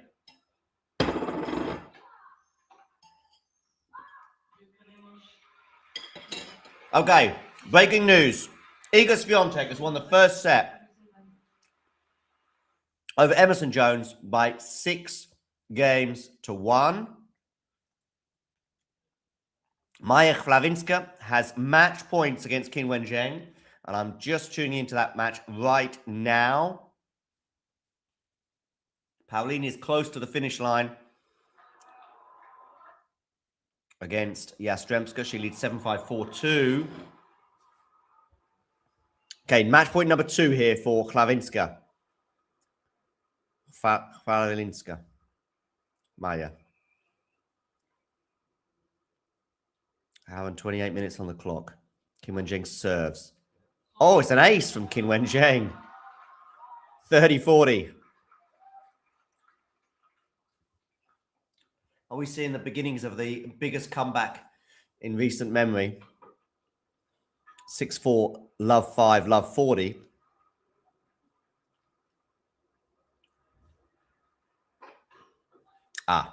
Zheng misses the first serve.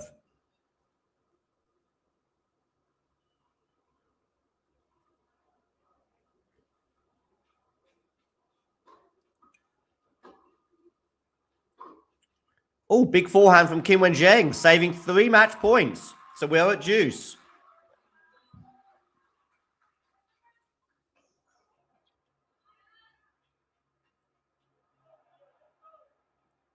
Oh, I didn't know that, Jake.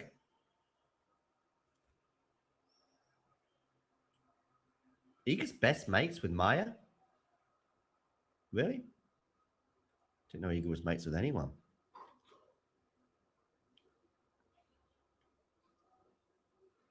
Good to see some of you tuning in. Please do hit that like button. And if you are new to the channel, hit subscribe.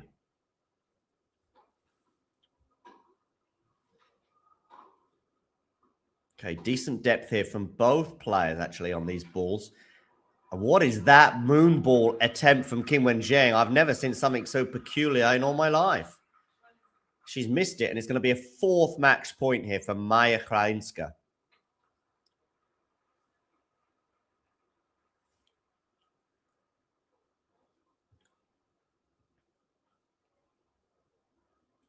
Okay, Jake, didn't know that. Fair enough. Zheng has missed the first serve here on match point number 4 for the pole.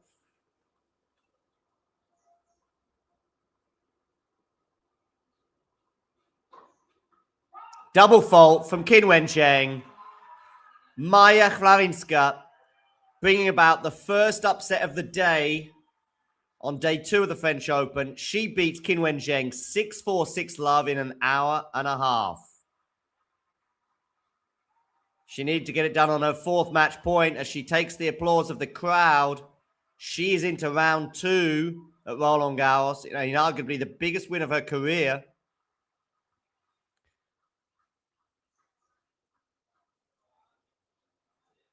Upsetting the Olympic gold medalist Qin Wenjing of 2024 in straight sets. I say upsetting. Of course, Qin Wen's ranking has plummeted in recent months, or even almost the last 12 months. Obviously, she spent a long time off the tour. I thought Qin Wen was sort of approaching, not necessarily approaching her best, but was actually coming out of the dip, as I said at the beginning of this match. Maybe hampered by that foot injury. We'll never know to what extent, as I see some Polska scarves and shirts. Qin Wen cutting a very sorry figure as she walks slowly off the court.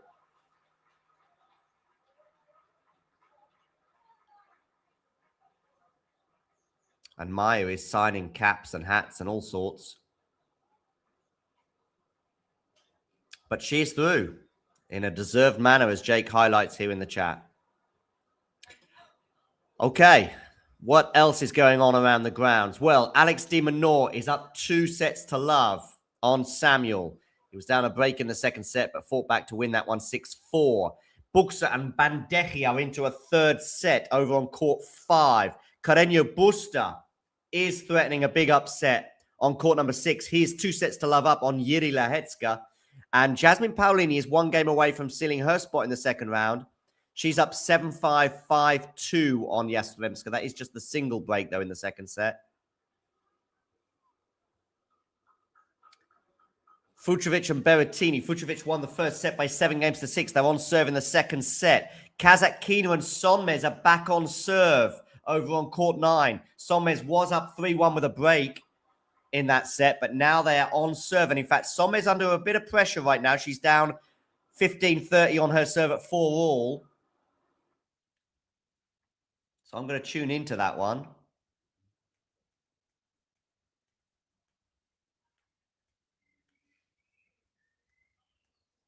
Because that feels like a crucial juncture in that encounter.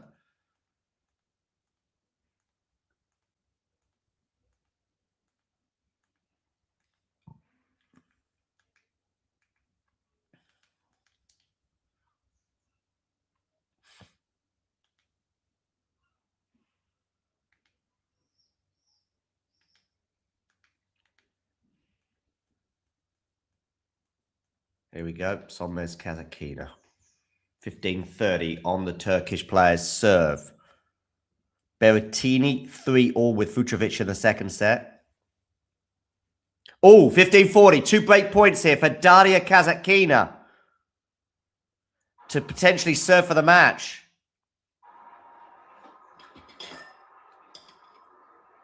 And it's going to be a second serve as well.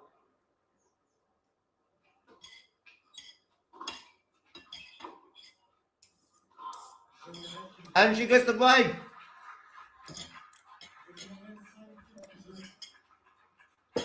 So, Kasatkina is going to serve for the match. Wow. No guarantees, of course, bearing in mind how vulnerable these two players have been on serve. But that's a hell of a turnaround in this second set.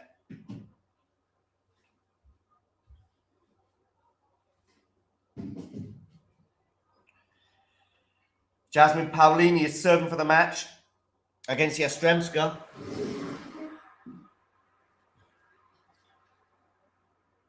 We're going to be live for another hour or two, yeah, so don't go anywhere.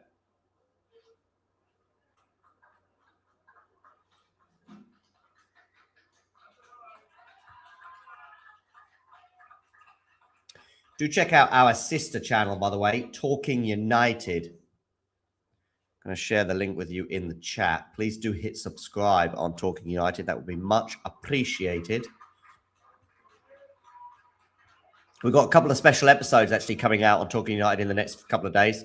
I spoke to journalists Jim White and Rob Smythe regarding the treble season and more specifically the Bayern Munich final from '99. The anniversary of that is tomorrow. So that'll be coming out, I hope, tomorrow. Forehand from Kasatkina goes long. Love 15.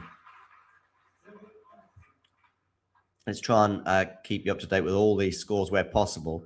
In fact, we've got two matches in particular that are a crucial juncture right now because Paolini is serving for the match against Yastremska and Kasatkina is serving for the match against Sonmez. And both of these service games are pretty finely balanced as well at the moment because Kasatkina has lost the first point against Sonmez, but Sonmez has gone long with that backhand moonball and it's 15-all. Meanwhile, Jasmine Paolini serving for the match against Yastremska is 30-all. So as I said, it's very finely balanced. No guarantees that Kasatkina and Paolini will serve these matches out.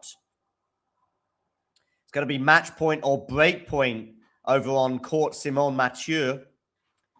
Talking of court Simone Mathieu, if you combine the capacities of Simone Mathieu, Susan Longlen, and Philippe Chatrier, you still wouldn't have enough people to be subscribers to your Talking Tennis. We have more subscribers than they have capacity on those three stadiums combined. We have a match point for Jasmine Paolini. Hour and 39 minutes on the clock. I have never seen such a slow serve than I just did from Kasatkina just now, by the way. She's up 30-15 on Sonmez. Oh, she's gone long, so 30-all. This is Kasatkina Sonmez. Kasatkina serving for the match against Zeynep Sonmez. Paolini serving for the match against Yastremska. And Paolini has a match point on her serve. As the clock strikes an hour and 40 there. Can she get over the line? Can Kasatkina get over the line against Sonmez? My goodness me, these serves from Kasatkina seem to be getting slower and slower. Although Sonmez is up in this rally, I would argue. She's coming to the net, but now she's retreating to the baseline, which might be an error on her part. In fact, she's missed that backhand. What were you doing there, Zeynep? Maybe it was the pressure point of the moment that caused her to err. And it's match point for Daria Kasatkina, just like Jasmine Paolini has match point over on court Simone Mathieu. Both identical scorelines as they tried to serve it out, 40-30. Kasatkina 40-30. And Jasmine Paolini's job done. She wins in straight sets over Diana Yastremska. It was a tough first round for the Italian. Okay, here we are. Match point for Kasatkina. Forehand now into the forehand of Sonmez. They're exchanging forehands up the center of the court right now. Sonmez puts a backhand into the net. And Kasatkina prevails 6-4, 6-4 over Zeynep Sonmez.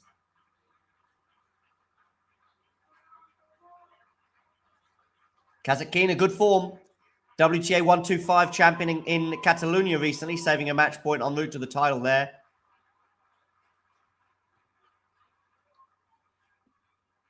Paolini not in good form, but she's through as well. So, feels like it's 2024 all over again with Kasatkina and Paolini winning.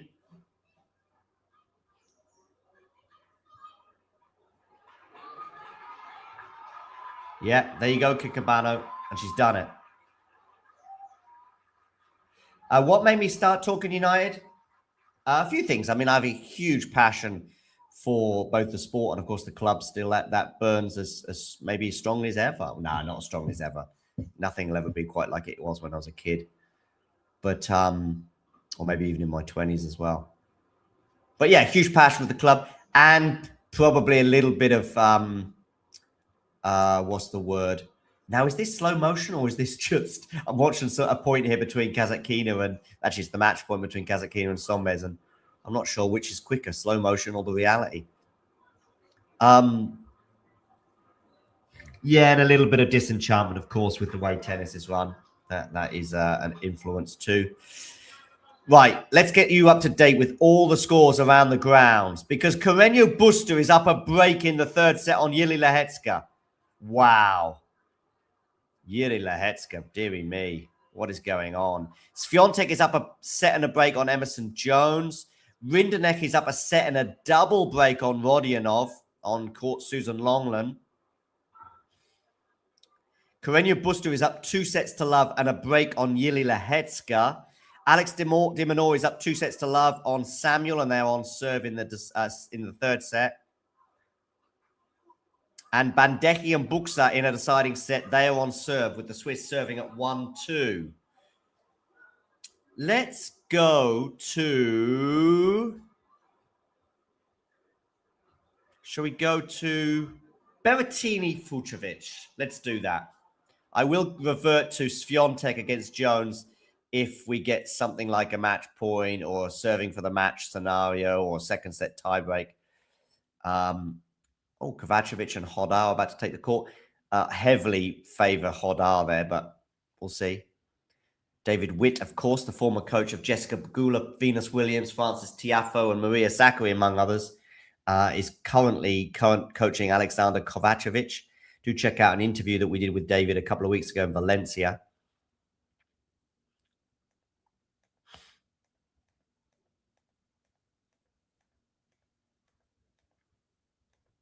As I seek this Berrettini Fucsovics match. Fucsovics serving to stay in the second set. I'm going to try and stay live until all of the matches in our title have concluded, which in all likelihood the last one will be Fucsovics against Berrettini. Bearing in mind, I think 2 of the 4 matches are concluded. Right, yeah, because Sonmez has lost to Kasatkina and Paolini's beaten Yastremska. So that just leaves Swiatek Jones and Fucsovics Berrettini. And it's Fucsovics Berrettini where my eyes are at right now, with the Hungarian serving to stay in the second set.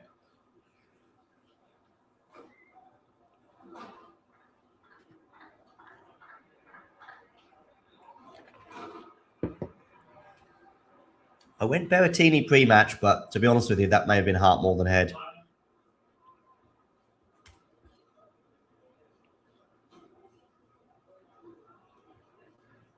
Umpire's called time here, so Fucsovics and Berrettini return to the court.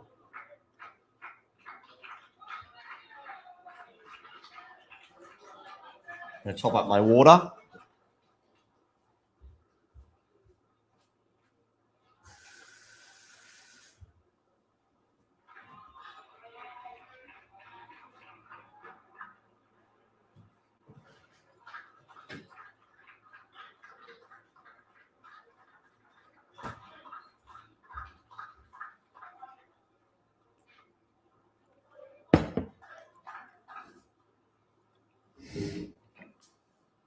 Okay, Fucsovics to serve. 4-5.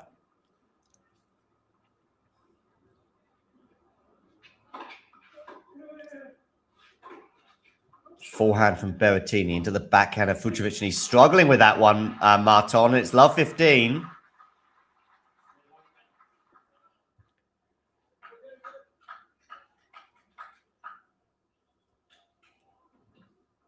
Teichmann has beaten Samsonova in straight sets. 6-4, 6-4.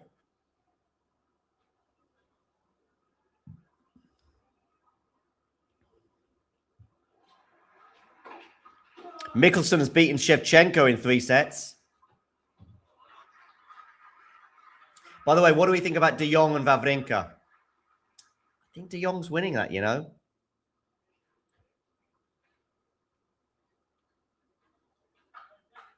Kokonakis at Mani. I think at Mani is winning that one. Hodar Kovacevic. I'm siding with Hodar. Munar Hurkacz. I'm going with Munar. Spitzeri Tiafo. I'll go Tiafo. These all matches that are coming up. Nava against Hugo Carabelli. Oof. I'll just go with Hugo Carabelli there. Tommy Paul, I think he beats Hijikata.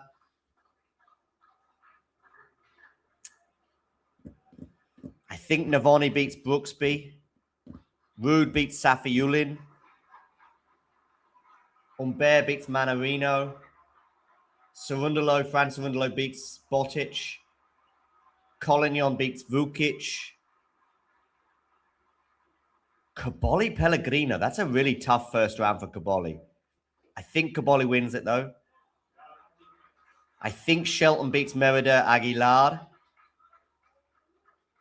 And the one match that I've skipped, or at least the one of the biggest matches of the day for me, I've skipped so far, is Buso against Rublev. I think Rublev wins it in 5.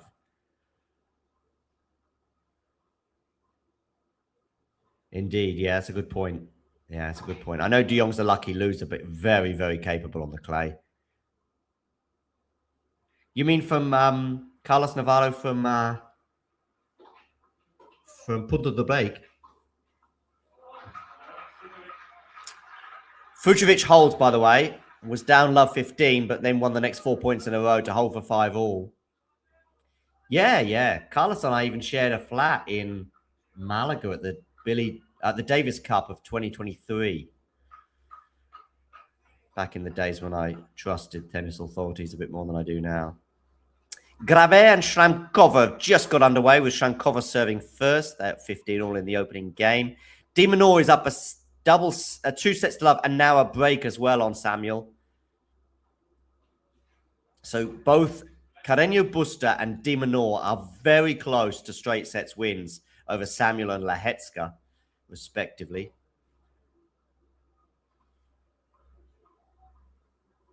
Oh dear, and Emerson Jones, yeah. 1-3 down in the second set is the Australian wildcard. So, second serve here for Berrettini at 5 all. Backhand return into the backhand of Berrettini. Now it's on his forehand, which is obviously favoured. It's a lovely forehand up the line. Has Fucsovics defended this? He has. Well done, Marton, but he can't defend that. That was a series of blistering forehands from Matteo Berrettini.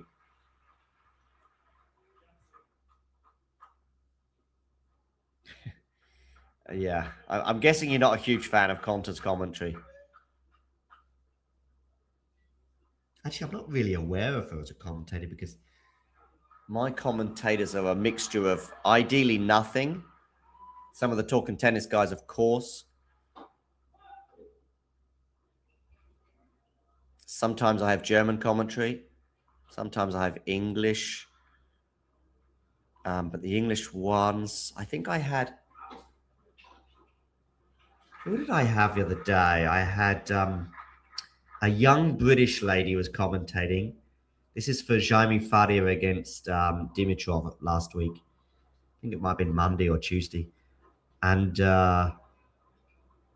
who was her co-commentator? It was a former player, but I can't remember who it was. Yeah, Korea's good. Abigail Johnson was the commentator, yeah, but she kept asking... She was almost a bit too deferential, I felt. I was like, well, what happened there? What do you think? But I forget who her co-commentator was that day. But regarding Courier, yeah, but he let himself down a bit with some Sinner comments recently about it being a revenge tour. I think it should be a thank you very much for letting me have a 3-month ban between slams last year tour.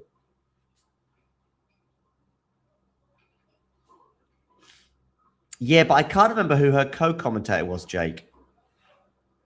I think it was a former British man. I don't think it was Barry Cowan. I know he does a bit of commentary, but I don't think it was him. Ooh, neck cord and then goes out. So 40-15 here for Berrettini. So 2 game points for 6-5. No, it was a guy. It was a guy, Jake. I'm not going to go, oh, was it Barry Cowan or Naomi Cavaday?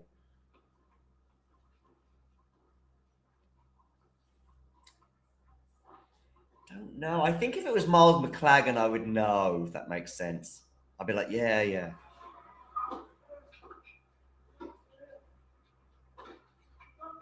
Anyway, I think even if you said who it was, it won't help. Maybe if I hear them again, I'll be there. Oh, lovely slice up the line there from Berrettini. And then I was just about to compliment Fucsovics on a top volley, but actually it just clipped the top of the net and landed back on his side. So Berrettini holds for 6-5. Van Ash up 2-0 on Galbas. Sandiki and Bugsa. Hello.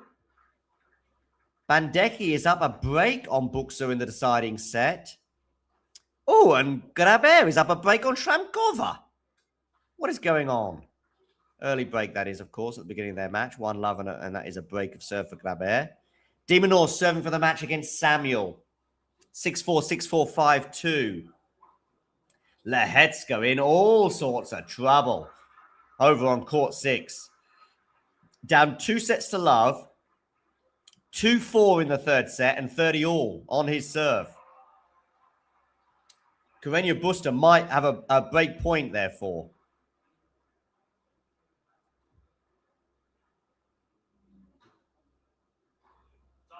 Oh, it's Juice, actually. Spitziri and Tiafo just about to get underway.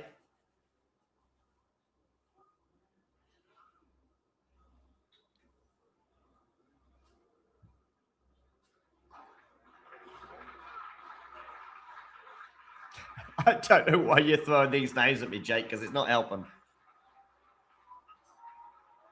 I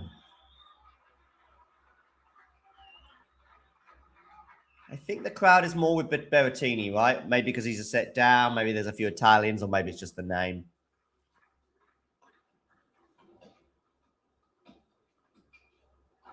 Honestly, if Berrettini wins this next set, and I wouldn't put it past him, we could be in for a 4 or 5 hour dogfight here. I don't think we've had a break of serve yet in this match. Feels like Fucsovics has been threatening the Berrettini serve slightly more. I know there was only 1 break point in the entire first set, and that was... Ooh! Oh, my... Oh, I thought that had trickled over the net. So, love 15, sorry. I'd like to see that point again. I don't quite know what happened there at the net. Let's have a look. Was it a... Okay.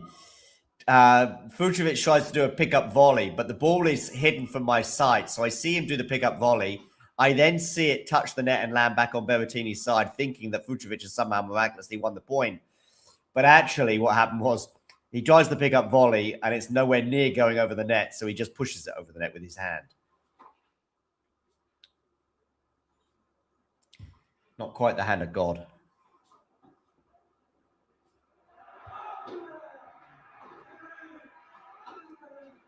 No, I think you're right regarding Dimonor. I wonder if he's peaked.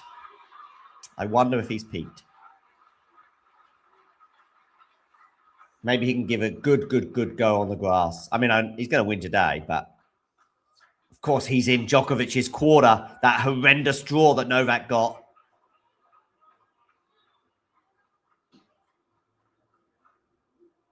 Oh, interesting moments here. Fucsovics love 30 on his serve.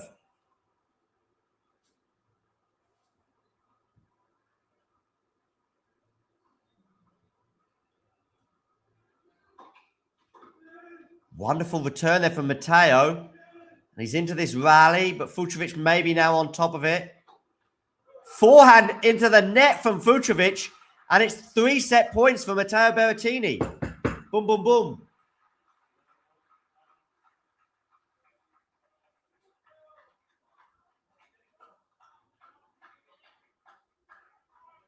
All right.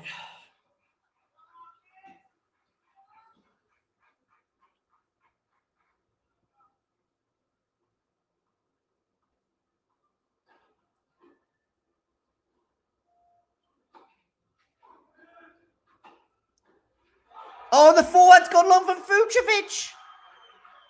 So Matteo Berrettini wins the second set by 7 games to 5. We will take a quick break. Hey, thanks for taking the time to, well, you haven't got any choice, actually. I'm just talking at you, if you like. But I'm here also to present to you why I think it's not a bad idea and not that expensive as well if you become a member. And this is how you can do it, and this is what you can gain. So if we look here at the Talking Tennis sort of homepage, if you like, on YouTube, we can see this little button here which says join.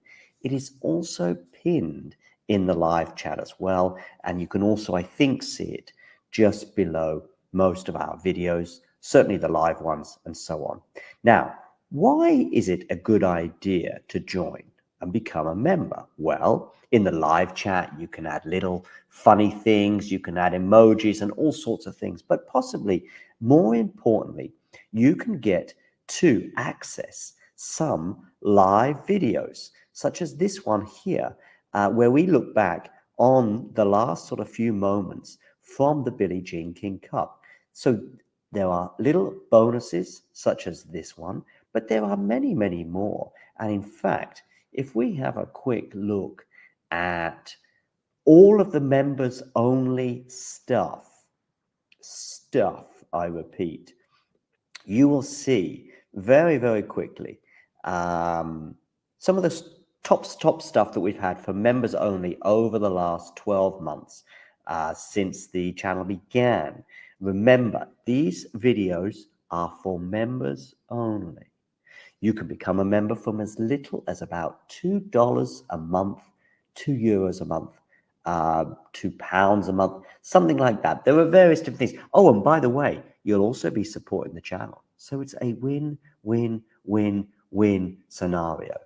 Let me just show you some of the members only stuff. For example, we've got an exclusive little clip there talking to Laura Siegmund, Laura Tsurenko, her encore interview, some doubles footage there from Monastir, the Germany press conference pre-tournament Billie Jean King Cup, Claire Burrell talking as well to the media in her press conference in Monastir, Storm Hunter and Alicia Parks interview, Rebecca Masarova, her press conference, Coco Gauff exclusive for members only, albeit it was in Madrid, but these are just some of the things, some of the interviews and etc. Like Lestien here, a chat with him, Emma Navarro, and so on and so forth. So many little bonus videos available for just €2 a month. So, what are you waiting for? Become a member. Or don't. It's okay.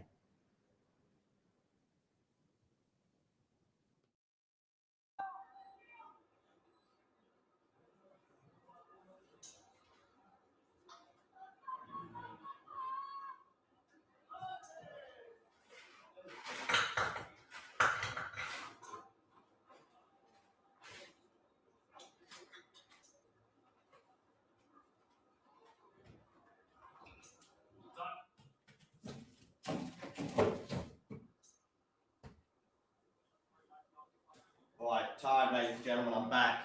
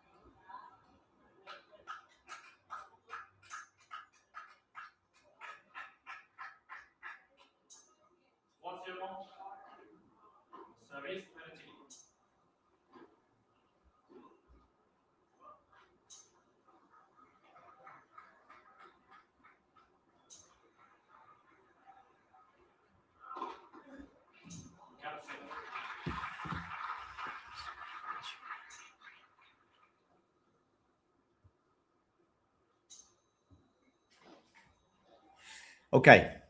Fucsovics, Berrettini.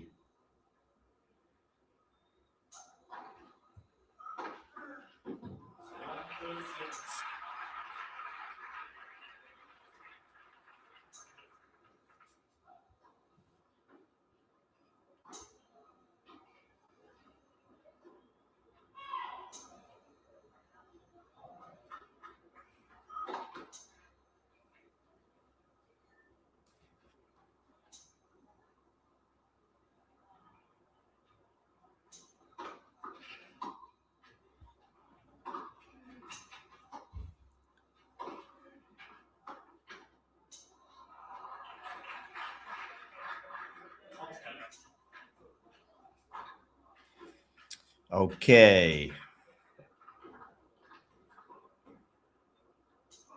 Kovacevic, Hodar underway, and Hodar has a break point at the beginning of that match.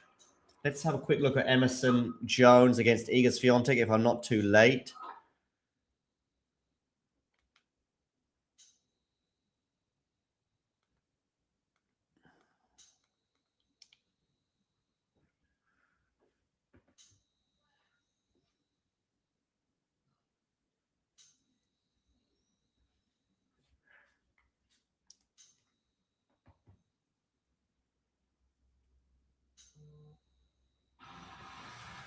Oh, I think I am too late. I think Iga Swiatek's just won.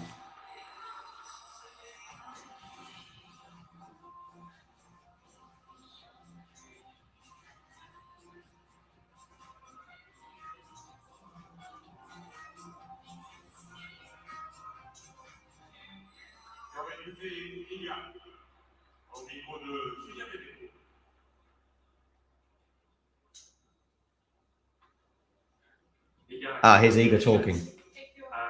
Everyone is expecting from you an easy win, but it's never easy. What is your feeling today? Well, I'm just really happy to play on this court, and first matches are always also for getting used to the conditions and everything. And I'm really happy with the way I played today, tactically and time of the ball good. So it was a good first match for sure. You have mentioned it. You have, of course, special memories here on this court. You have won the tournament 4 times. Do you still need to find your marks again year after year during the first round on this particular court? Yeah, I mean, come on, nothing comes easy. Like, honestly, I feel like with more titles, it's even a bit, harder because everyone expects of you to be ready, always and play perfectly. So, no, you need to stay humble and not take anything for granted and, work your way from the beginning of the tournament to play good, especially after Rome where it was pretty cold and much more heavy. The court seems totally different here, so you need to adjust for sure. Last question, you said that in Rome it was more colder, so more heavy. The conditions are totally different here in Paris, at least for this week. How do you adjust? How do you adapt yourself in your game? Oh, I mean, physically, I feel like I'm ready for both. We already played in many tournaments in this kind of heat.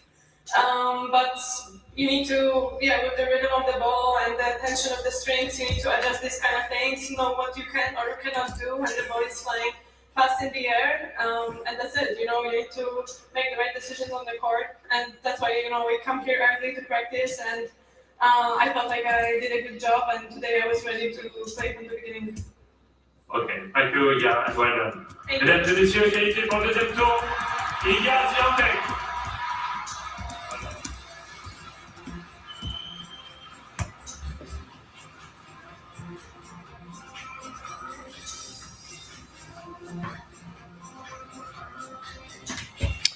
Okay, so Iga Swiatek is through. I'm going to get back to Matteo Berrettini against Marton Fucsovics, which are 1 set apiece.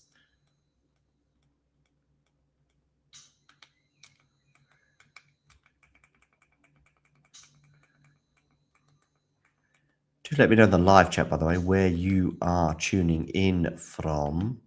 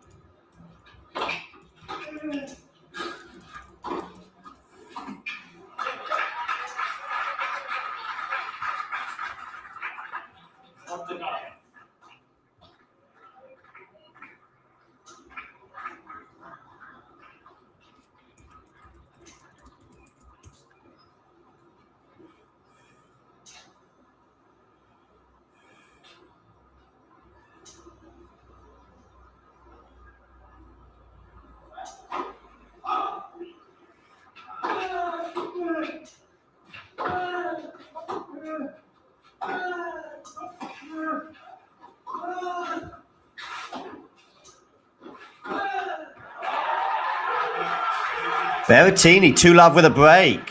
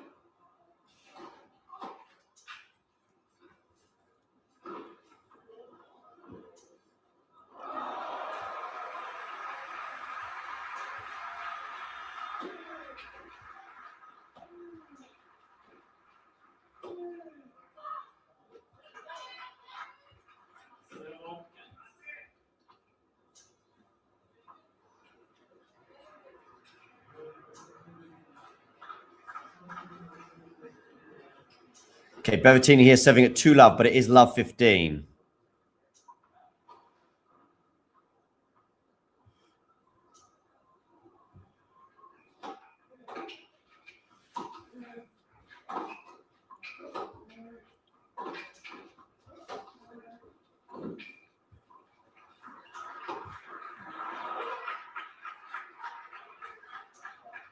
Oh, it's now love 30.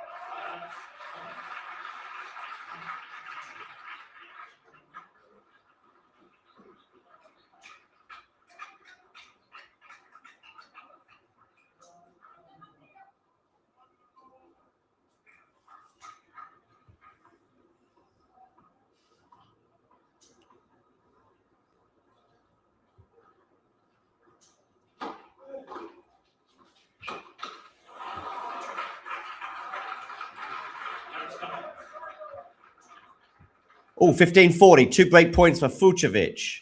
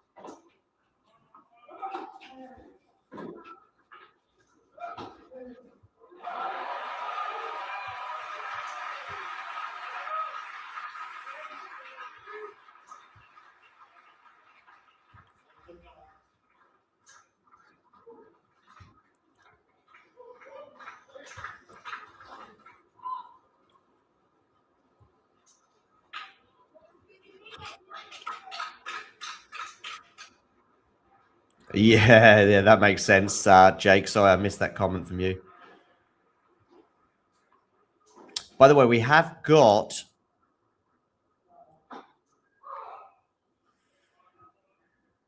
on another stream, we've got Wawrinka against De Jong. 1 game all. Can have Fergus joining along with Zach for that one.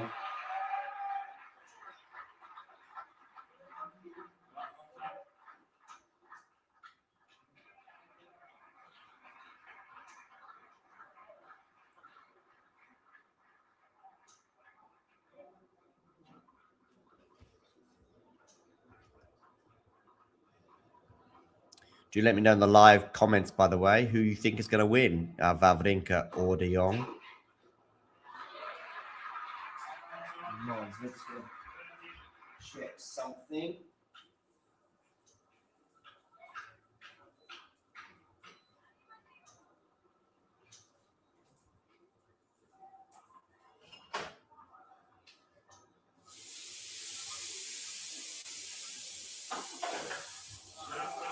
Berrettini holds for 3 love. Well, well, well. The only doubt I have over Hodar is the 5-set scenario, Grand Slam. I think he played in Australia this year, right? And did he win one match there, maybe? Can I have a quick look?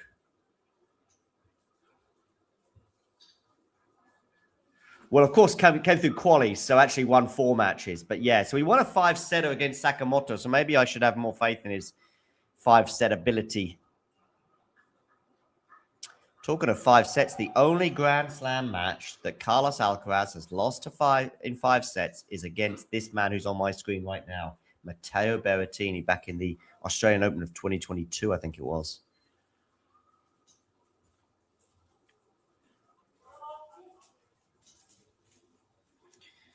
Yes.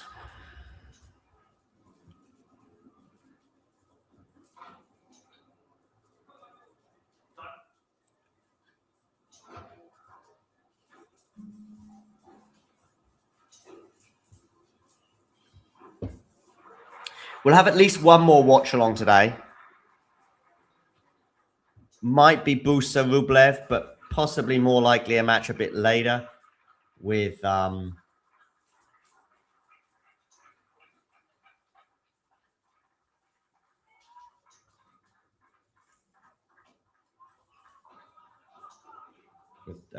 Rachel.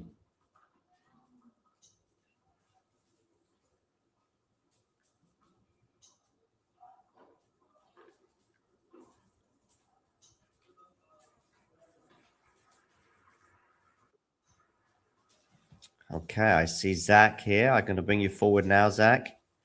How are you doing? I see Archie, yeah. Archie's wearing a hat. I hope it's not too hot where you are. Okay.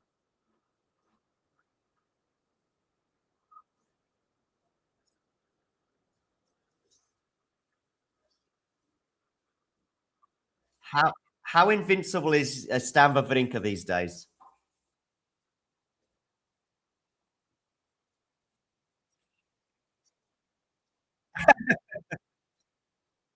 I do not concur, but as soon as anyone uses the word concur with me these days, especially in that manner, I always think of that movie with DiCaprio.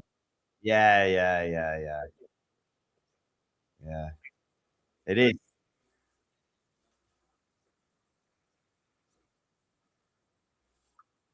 Yeah, I guess so. I do fear that De Jong, although he's a lucky loser, might just catch Wawrinka one way or another because, yeah, Stan nowadays, it's obviously his last year on tour. I think he's going to bow out in Basel.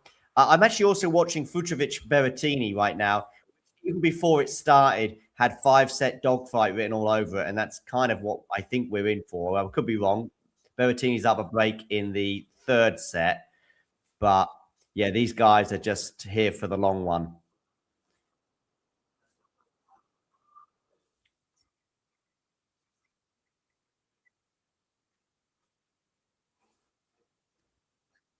Yeah.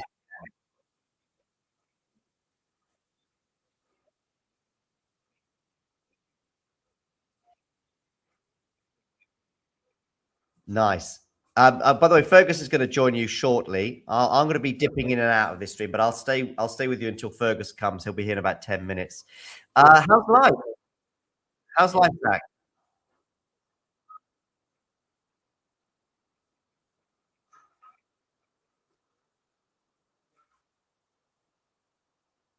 Okay.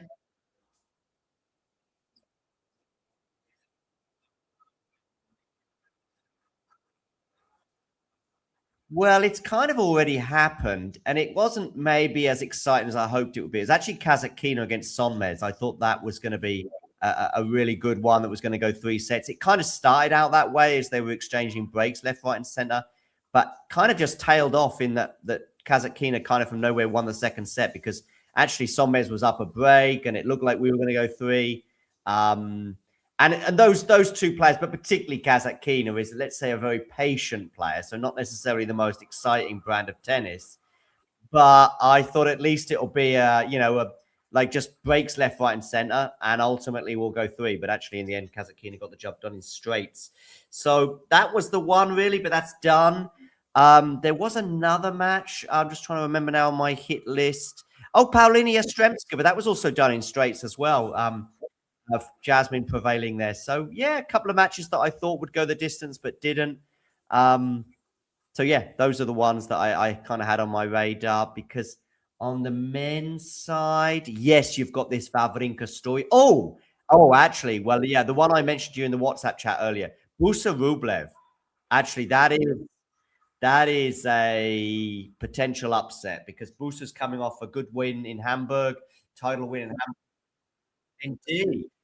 And Rublev does love a good 5-set dogfight as well in early rounds. So I also think the winner of this could go far. So it's one of those where it's sort of feast or famine, in that one player could go out one player will go out in round 1, and the other one could well be in the second week and maybe even in the quarters. Me too. And I think it might well happen.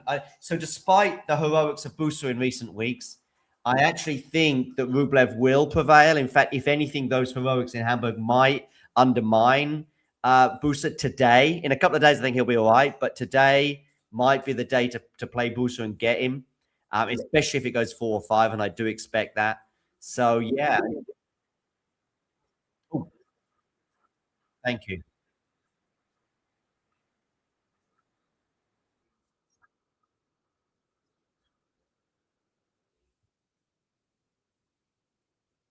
The drop shot. The drop shot. He's good at that. Is that what, sorry? That reminds me of yesterday. I was playing tennis yesterday at a sort of a friendly tournament where there was all different levels, all different ages. But let me tell you this: old people do get annoyed. They think you're. Listen, we were actually losing the match at the time. So it was, if you're winning 5-love against an 87-year-old, yeah, maybe. Right. But we were losing. So I think the drop shot is very viable. And she was like, oh, it's so disrespectful. I'm like, listen, you're really good. This is me respecting you because you're really good. If I was disrespecting you, I'd just, hit your nice, easy shots and just eventually win the point that way. But you're winning. And so I need to win this point. So, yeah, I'm going to,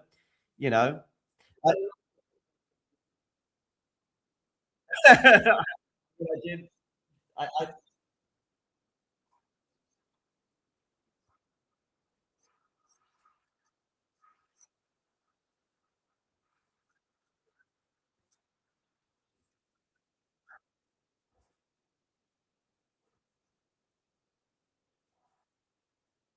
Yeah.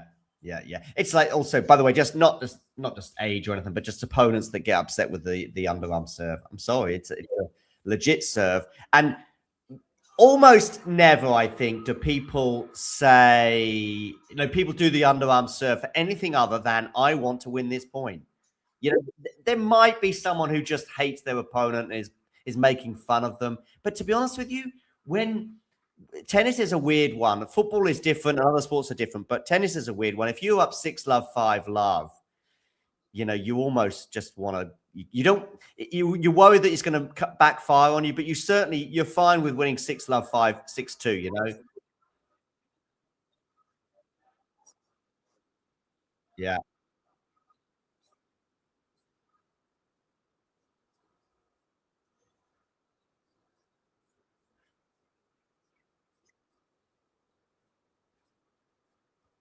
Yeah.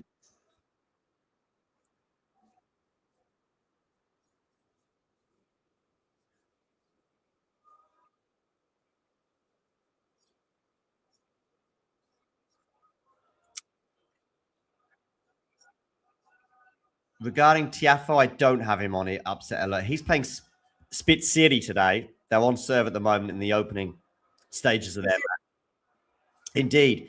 But I think Tiafo is having an okay season that could well get better as Wimbledon and US Open roll into town. But yeah, he's all right on the clay, Tiafo. I don't ever see him lifting that Roland Garros title anytime soon, but he's all right on the clay, and I think he'll have a run of some sorts here. He might make the second week, but I think he beats Spit City today.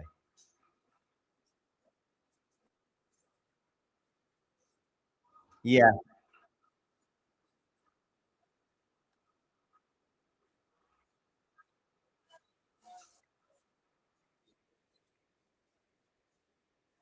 Oh, for sure. Yeah, yeah.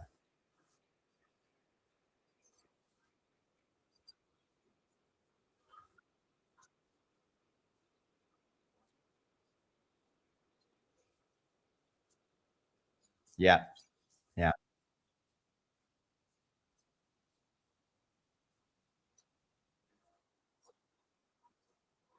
I think Anisimova is a junior women's finalist. I think Anisimova. Someone maybe in the chat can correct me on that, but I think she's a junior women's finalist. She may even won the junior title. But yeah, and then Coco obviously is excellent. Funny enough, Coco's weaker service I think is pretty much clearly the grass. He had a breakout win obviously against Venus on that surface, but has never really backed that up in any way, shape, or form. Go on.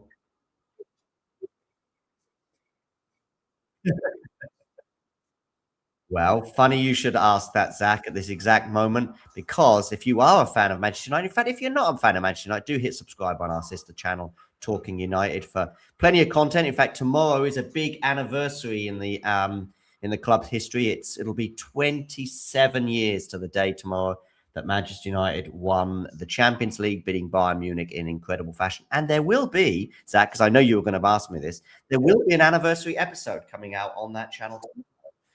So to commemorate that, I spoke to a couple of journalists, one of which was actually in the stadium that night, and gave a story about how a drunken fan knocked his laptop over in and amongst all the fandom and all the craziness that happened that night. So yeah, that is coming out on the channel tomorrow. So that's to look forward to. How is Stan getting on against Jesper de Jong right now? He's down 4-1. Is he moving gingerly? Is he moving like an old man who's about to retire, or is the candle still flickering?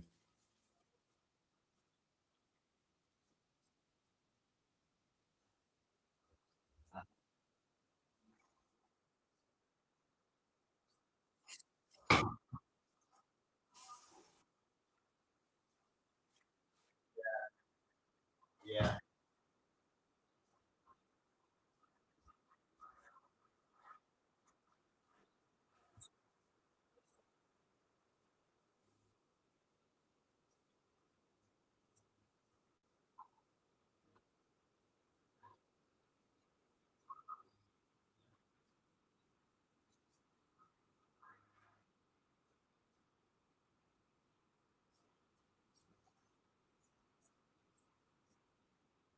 Yeah.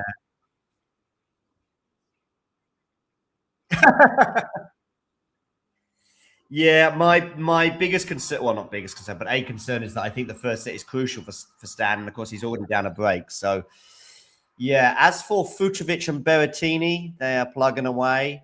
1-4 at the moment in the third set. So Berrettini, oh, a lovely return there from Matteo, and it's going to help him win the point to get a juice. So Matteo very close to wrapping up this third set, which, bearing in mind how the first two sets went, in fact, until Matteo broke to win that second set, it was sort of Fucsovics in charge of the match in terms of applying pressure to the Matteo serve and having little trouble on his own. But then suddenly Matteo wins that second set and all the momentum has shifted in the Italians' favour.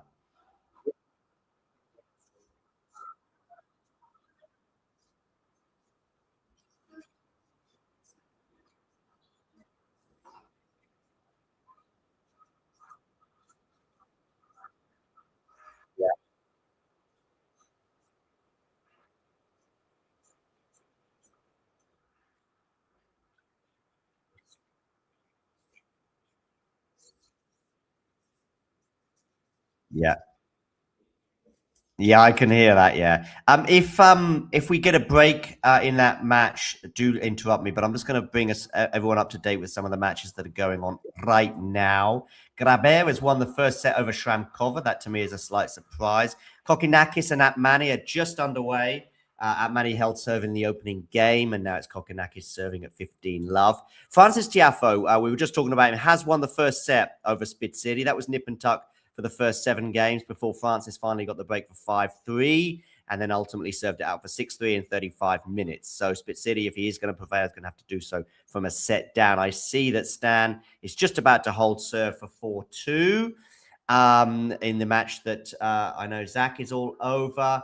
We've got Rybakina just getting underway against Ajavic. So Rybakina, interestingly, has been tipped to take the title by Gil Gross, no less. That kind of caught me by surprise. No, I'm not. I'm surprised that he's gone for. I didn't hear his reasoning. I just know he's backed her to win the title. But no, not yet. She's not shown me anything at the French Open that suggests that she's going to win the title. Never been as far as the semis in the past. She is obviously close to having her best year of her career in terms of the fact that, of course, she won Wimbledon in 2022, but never really quite backed it up that year.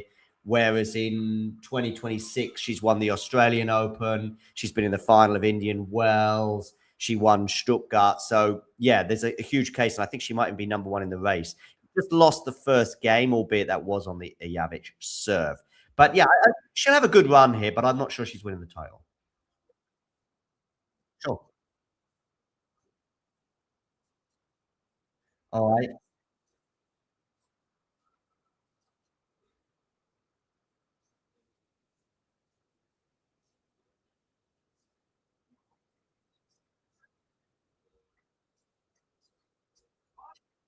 Yeah.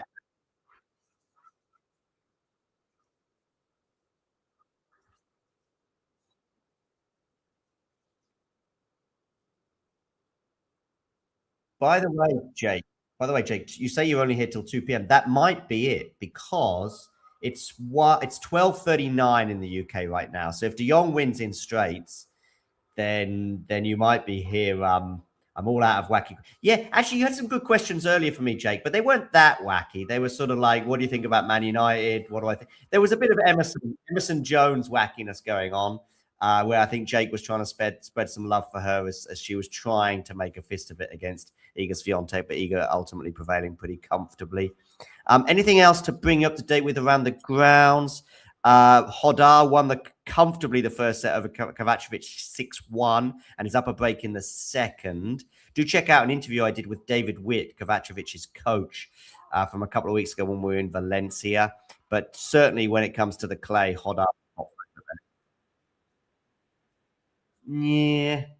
The only thing that would stop Hodar from winning, as I said before, I think before you joined, was maybe a sort of somehow they get into a fifth set and Hodar not super familiar with Grand Slams and 5-setters, but for me, Hodar should win that. Kovacevic on clay is, let's call it, a work in progress, and it might be a very long work in progress. Nakashima's up a break on Bautista Agut in the first set, and Galbas is mounting a comeback against Van Asch. He lost the first 2 sets, but is actually up 5 love in the third set. Go. What is it? Oh, okay.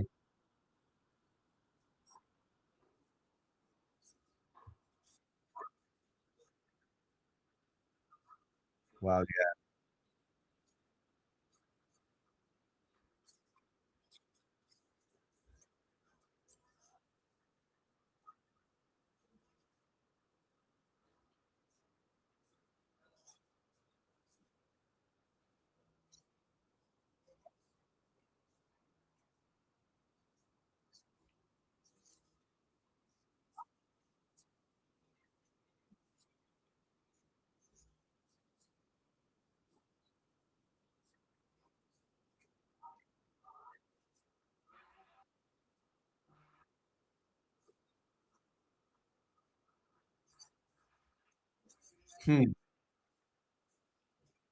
We'll see.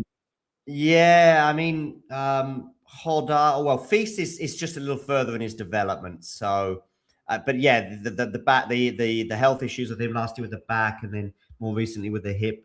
Little concern. It's a real shame that he pulled out on the eve of this tournament. And but yeah, I don't know. It's a bit of a. I mean, Hodar's just beaten Fonseca, and yet he's behind Fonseca in their development in terms of Fonseca's been on the main tour for a couple of years now. Hodar is just joining it. Maybe Hodar's just that bit more solid at the moment and maybe has less holes in his game, despite him being a bit of a younger version, as I said, than Zhao. But the one or two weapons that Zhao does have are just massive. I just coming to land a loser. Yeah, you do know my opinion, Jake. Yeah, I'm lukewarm. Like, yeah, he's going to win matches, but I don't think he's going to be pulling up. Oh, Lerner Tien, of course, won a clay court title the other day.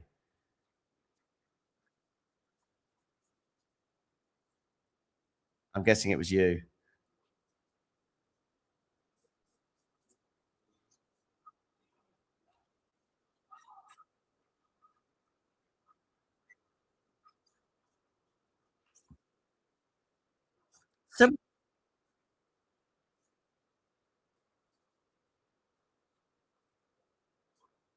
Some good wins in Geneva, actually. I mean, it's a 250, but he did beat Tsitsipas in his opening round.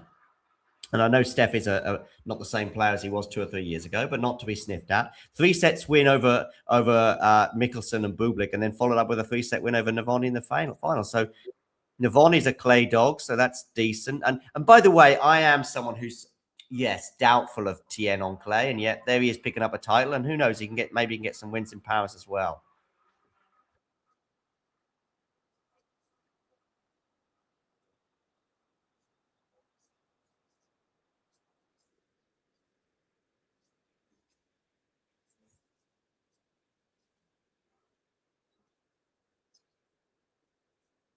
I will say this, though. Lerner's first match, which will be tomorrow against Christian Garin. In fact, they've just brought the schedule out for tomorrow, and it looks like it's going to be slated for court 6. And I'm going to say it's second or third up on court 6 tomorrow, something like that. And he's playing Christian Garin, so that is a tough one. By the way, Berrettini has just won the third set by 6 games to 1 over Martin Fucsovics. Hit 6 aces in that set compared to none off the racket of Martin. Martin Fucsovic's first serve percentage plummeted to 50% because really he's got to be getting that up a bit more like 60 or 70. In fact, 70% is what Matteo Berrettini got in that set, which is actually something I asked for Matteo after the first set. Matteo's first serve percentage was down in the 50s in that set. And I was like, man, when you're winning 80+% on your first serve, that's great, but you need to be getting more of your first serves in. Well, he's responded to my comments. He's probably got talking tennis in his earpiece as we speak. And he's ended up prevailing that set with a couple of breaks by 6 games to 1. So the momentum with the Italian. No, right. Exactly, yeah.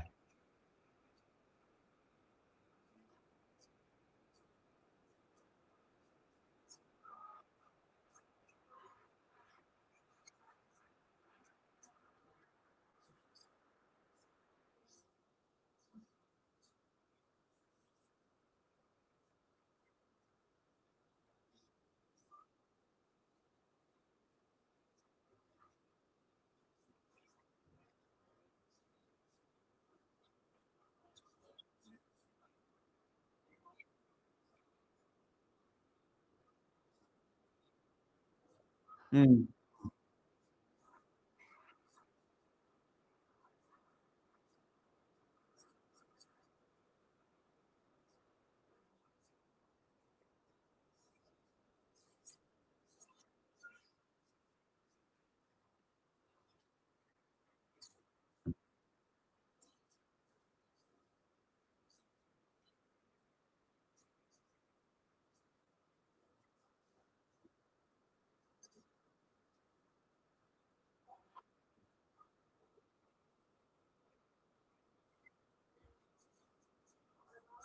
Yeah, me too. But as Jake highlights, I think the ATP Tour right now is in all sorts of bother in terms of having an interesting competition. There was some weird takes a couple of weeks ago I think it was during Madrid actually, and there was some like journalists writing, "Oh, I can't believe how exciting the ATP Tour is right now." I'm like, honestly, I don't know what sport you're watching because, yeah, I'm really depressed by it. Just knowing I'm fine to watch anything else except for a tournament that I know Yannick Sinner's participating in because I know he's winning it. So,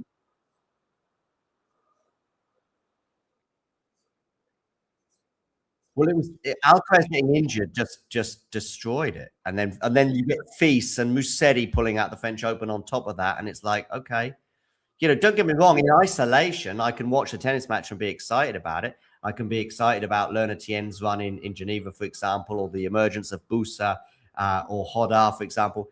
But I also think it's not fun watching a tournament knowing who's going to win it beforehand and not even really come close to losing it. Oh, here's Fergus actually. So I'm going to withdraw, much like some of those players I just highlighted, and you guys can see this out.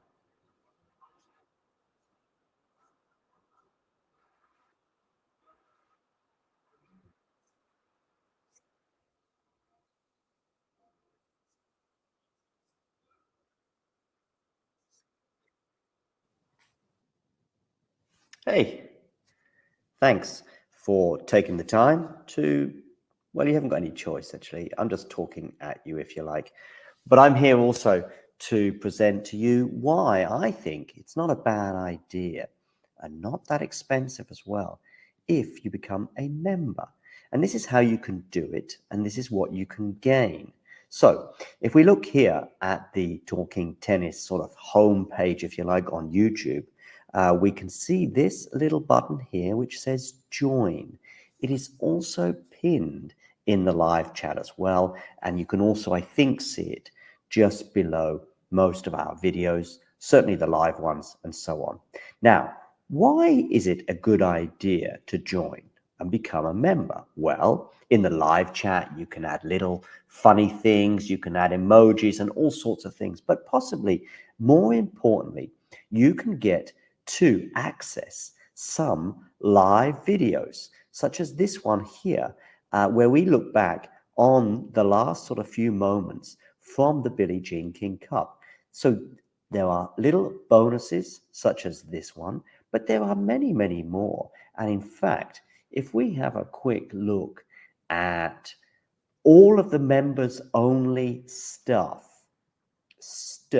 I repeat, you will see very, very quickly some of the top stuff that we've had for members only over the last 12 months since the channel began. Remember, these videos are for members only. You can become a member from as little as about $2 a month, €2 a month, £2 a month, something like that. There are various different things. Oh, and by the way, you'll also be supporting the channel. So it's a win-win-win-win scenario. Let me just show you some of the members only stuff. For example, we've got an exclusive little clip there talking to Laura Siegmund, Laura Tsurenko, her encore interview, some doubles footage there from Monastir, the Germany press conference pre-tournament Billie Jean King Cup, Claire Burrell talking as well to the media in her press conference in Monastir, Storm Hunter and Alicia Parks interview, Rebecca Masarova, her press conference, Coco Gauff exclusive for members only, albeit it was in Madrid. But these are just some of the things, some of the interviews and etc. Like Lestien here, a chat with him, Emma Navarro, and so on and so forth. So many little bonus videos available for just €2 a month. So what are you waiting for? Become a member. Or don't. It's okay.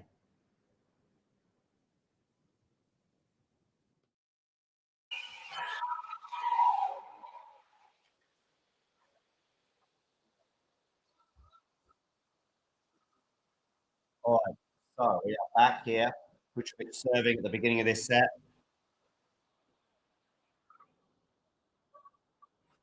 Woo! Give myself a coffee, ladies and gentlemen.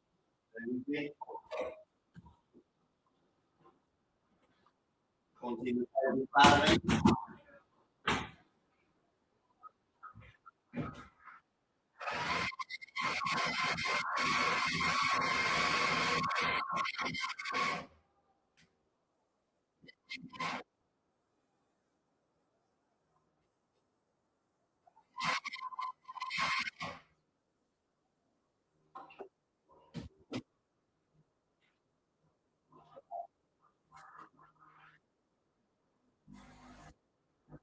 back with you, ladies and gentlemen. It's Fucsovics serving at 40-30.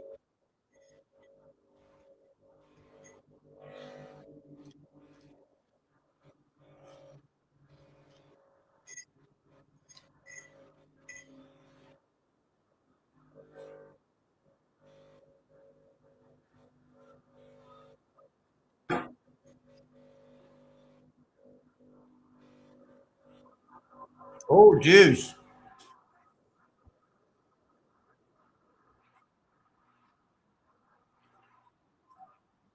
Putting that backhand volley into the net.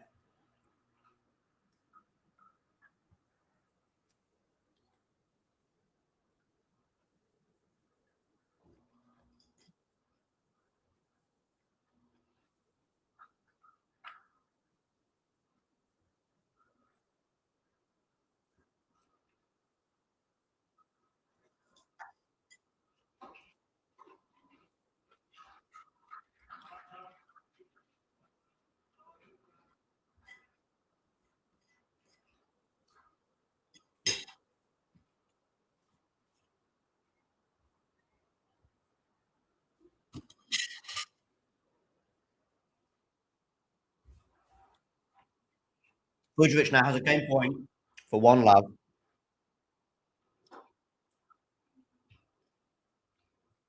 Nakashima's won the first set over Bautista a good.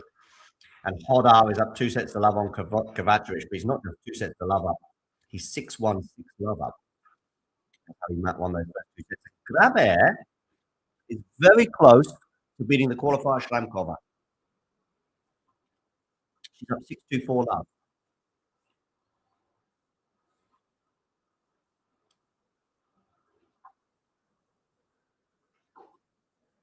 Good hand there from Fucsovics. Now it's a drop shot from him, which is beautiful. Another game point. Galbas did indeed win that third set over Van Asch.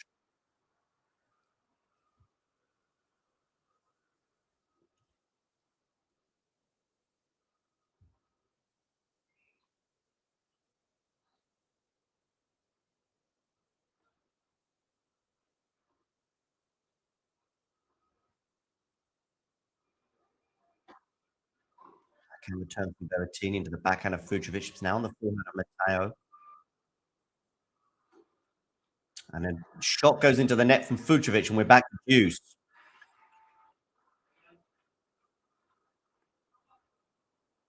Some results on the men's side today. Dimonov beat Samuel in straight sets. Rinderknecht beat Rodionov in straight sets. Mickelson beat Shevchenko in straight sets.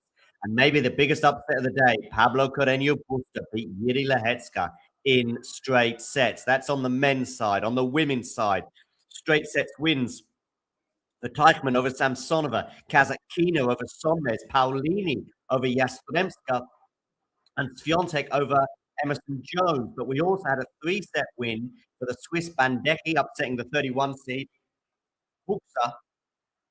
But also a huge upset potentially on court number 7. I say potentially, it happened. It's just about how big an upset you call it. And that was a win for Pravinska against Kim Wen-Zheng. 6-4, 6-love. Kim Wen appeared to be hampered by a foot injury that caused her to have a medical timeout midway through the second set. But either way, a great win for the Pole there in straight sets over the Olympic 2024 gold medalist Kim Wen-Zheng. So she exits the tournament, just like Buxa. Marchenko and Lisa underway. And by the way, we've got a break point here from Matteo Berrettini. Oh, and Fucsovics has missed the forehand. So 1-love, but Berrettini, he's up 2-1 and a break in the fourth set.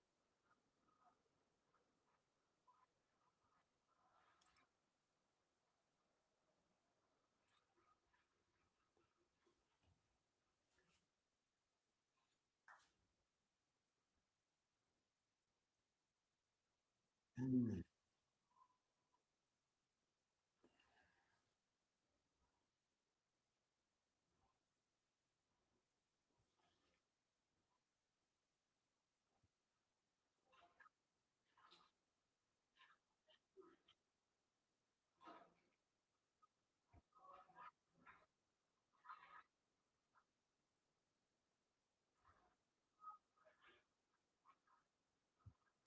The schedule is out for tomorrow, I believe.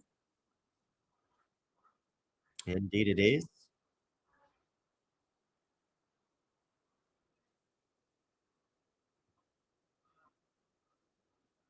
And Alex Fiala will be playing on court 14, and she's on at 11 a.m.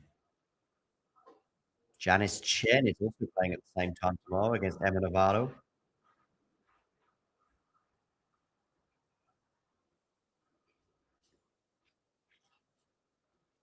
Opening up on Philip Chatrier at 12 o'clock will be Sabalenka against Uzas Monero. Wow, good serve down the tee there from Berrettini. 1-love, 30-love.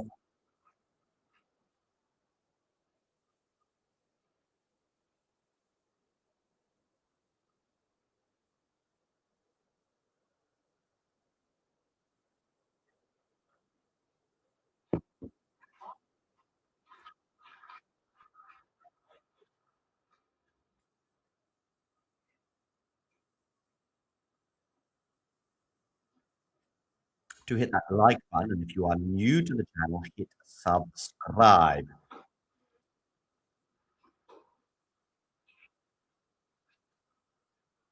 Backhand from Berrettini goes long, 40-15.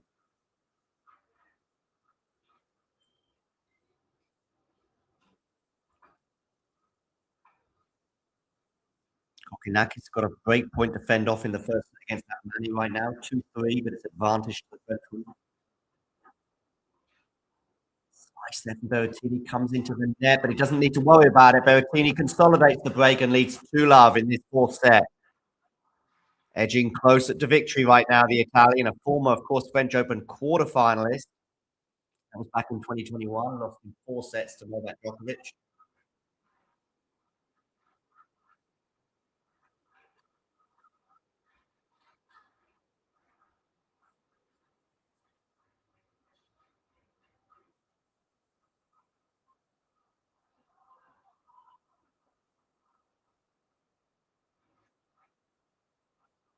So Fucsovics serving here, in big trouble. Kovacevic also in big trouble against Odar. 54 minutes on the clock, and he's already down 2 sets to love. So less than an hour played there on court 12.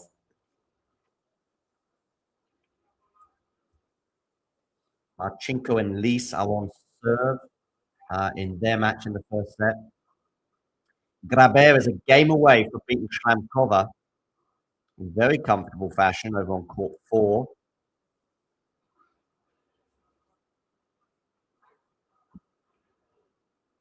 Tiafoe leads Spit City by a set to love, and Mertens and Tatiana Maria on serve.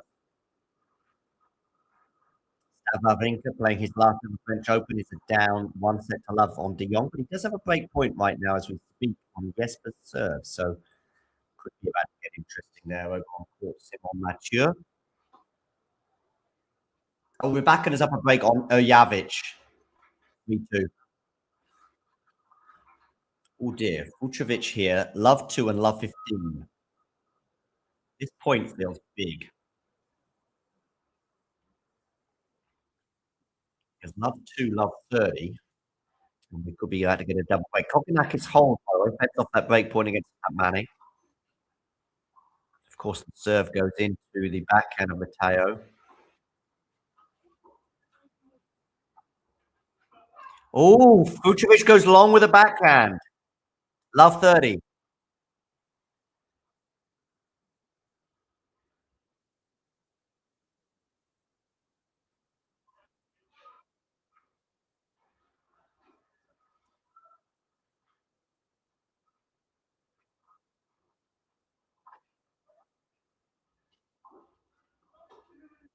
Oh, what a backhand from Berrettini from nowhere. Was under big pressure there, and Berrettini pulls off a backhand pass. often do we say that in Matteo's career? Well, very rarely. And it is now love 40. 3 break points for Matteo to get a double break advantage.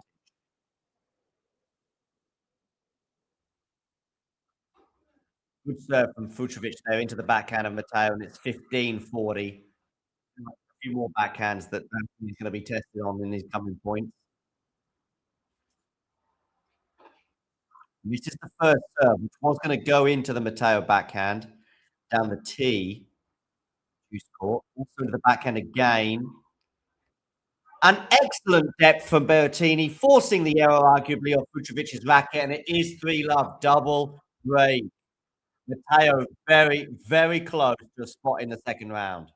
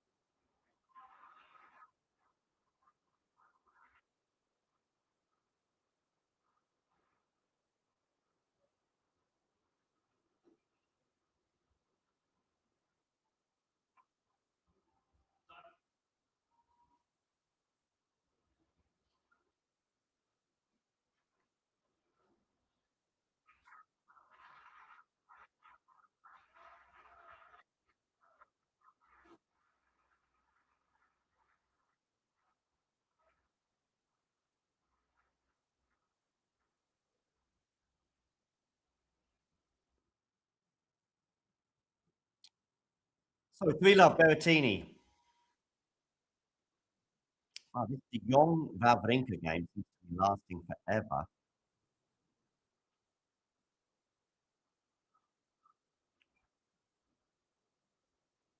Because this is the big first game. Oh, sorry, this is the first service game for De Jong in the second set.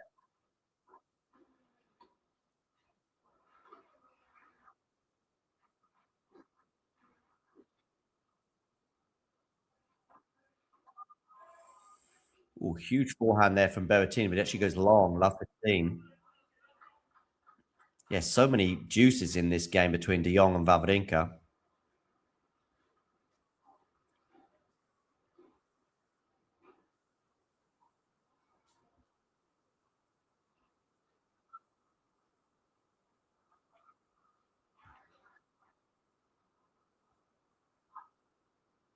Camera from Fucsovics, backhand from Berrettini, miss hit. Love 30.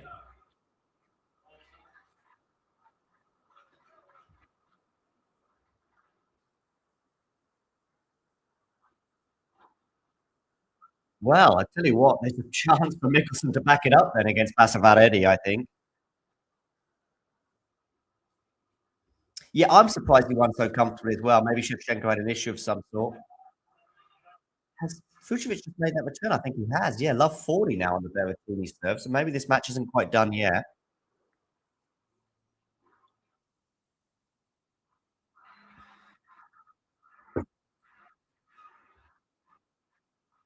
I was all doom and gloom for Fucsovics' chances after that double break advantage that Berrettini earned. Still would be a hell of a comeback. But he's going to have a second serve here to look at Fucsovics.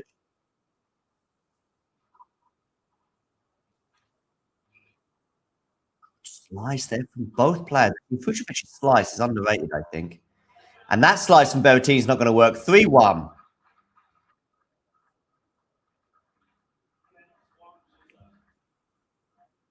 Oh, Wawrinka doesn't get the break over De Jong. De Jong holds for 1-1 in a game that seemed to last forever.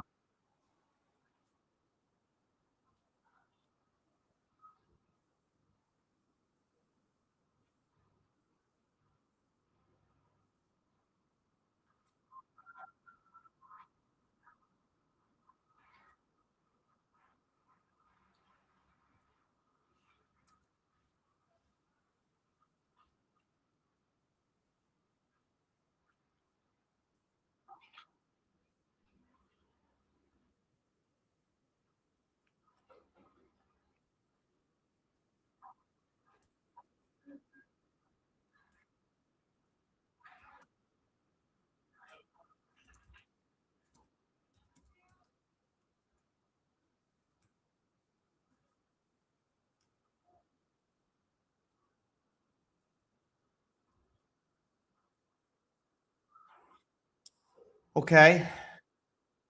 Like a thing here. Forehand from Fucsovics is pretty big. Got a smash now, which he puts away, 15 all.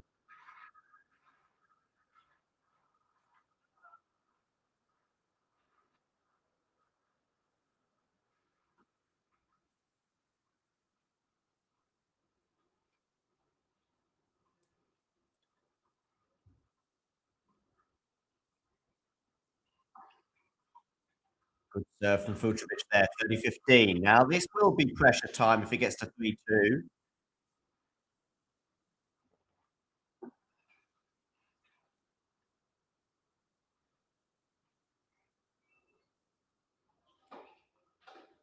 Miss hit return. In fact, it's miss hit entirely, 40-15. Do make sure you hit that like button. And if you are new to the channel, please do hit subscribe.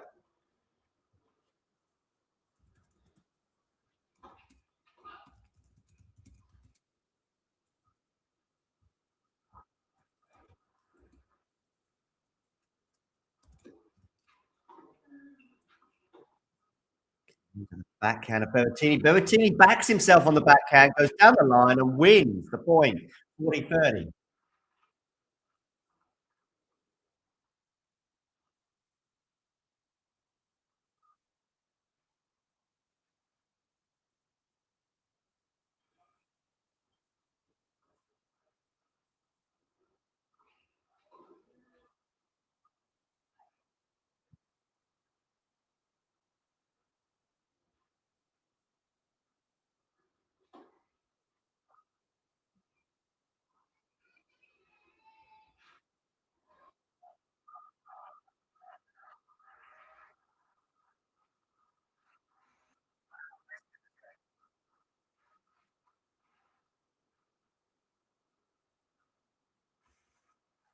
Okay.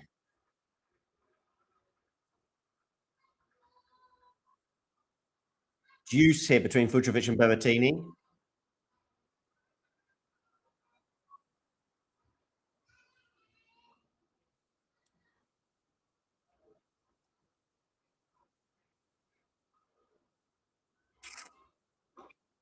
Misses the first serve, does the Hungarian.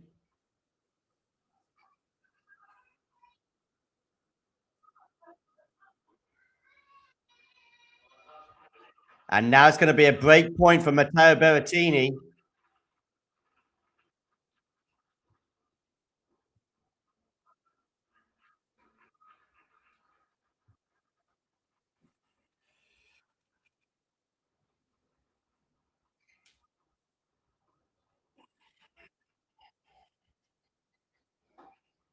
Backhand return from Matteo goes into the net. Of course, it goes to the Matteo backhand deuce.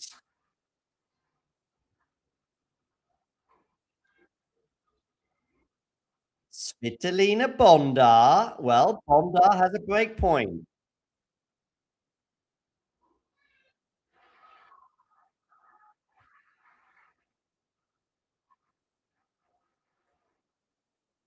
This is the first serve here at deuce.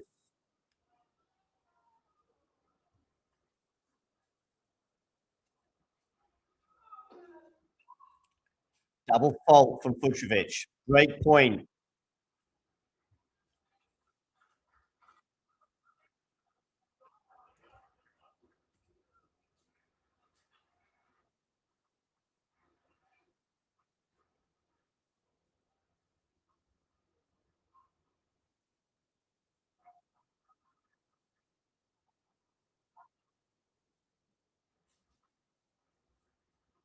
Second serve here for Berrettini to look at with this break point. Backhand return into the backhand of Berrettini as well. Now it's still on the forehand of Fucsovics, though. And the backhand from Berrettini breaks down. Deuce.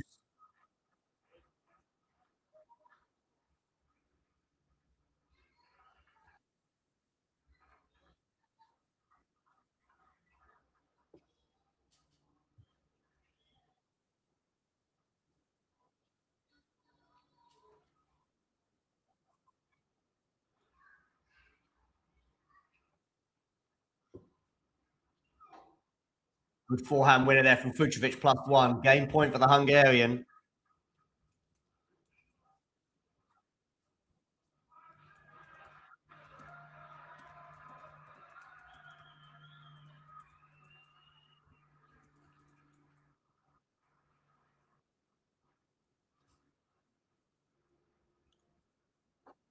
A huge hold this one would be for him. Oh, lovely forehand winner there from Fucsovics for 3-2. He still believes.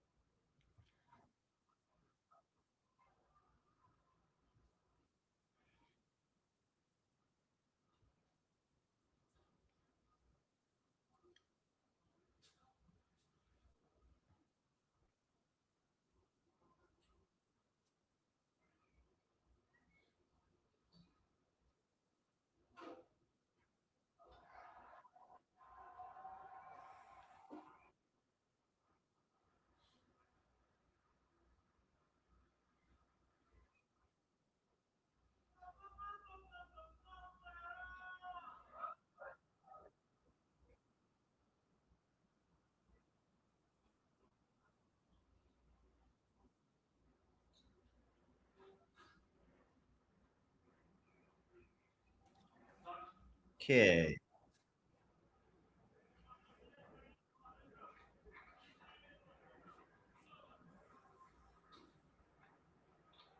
So time has been called. Berrettini serving here.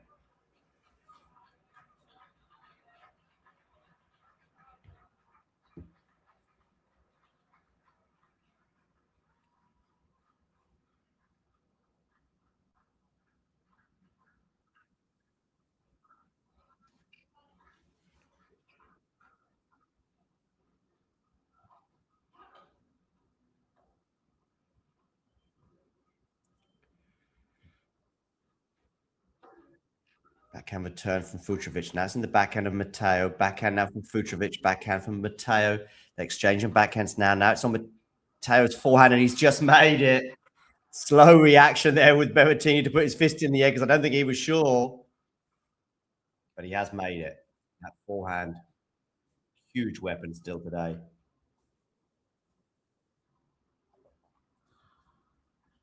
$15 love.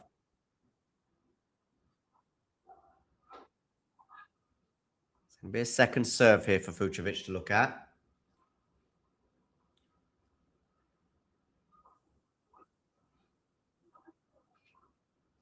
Good serve into the body. That from Matteo. 30 love.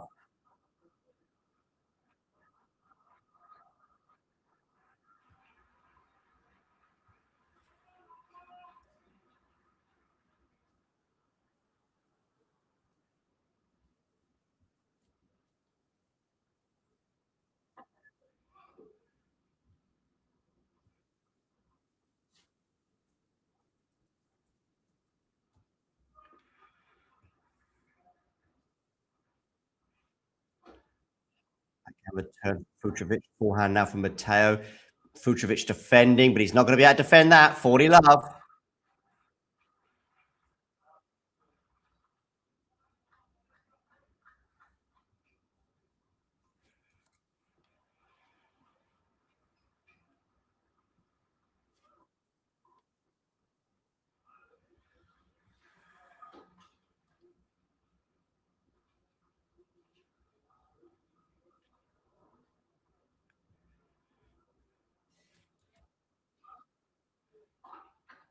Ooh, forehand return from Fucsovics, dumped into the net, and it's 4-2 Matteo.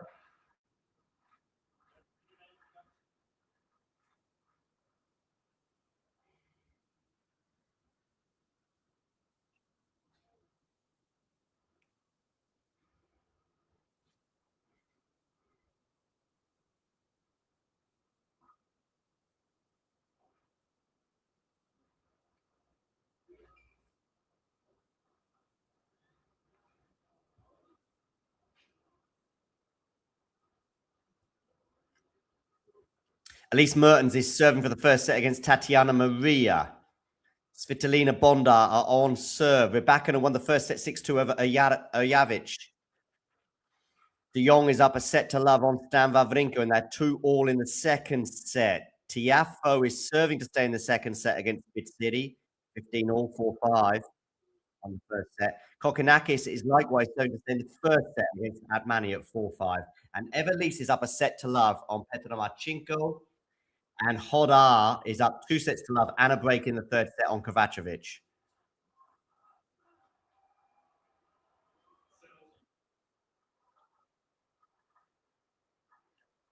Love 30 here on the Fucsovics serve. 2-4. If he were to get broken here, then Berrettini would be serving for the match and a spot in the round of 64, second round.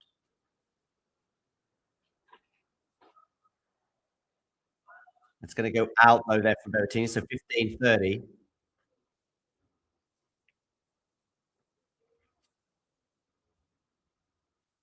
And has just been confirmed as out by the umpire. Got off his chair and went down to look at the mark. Old school.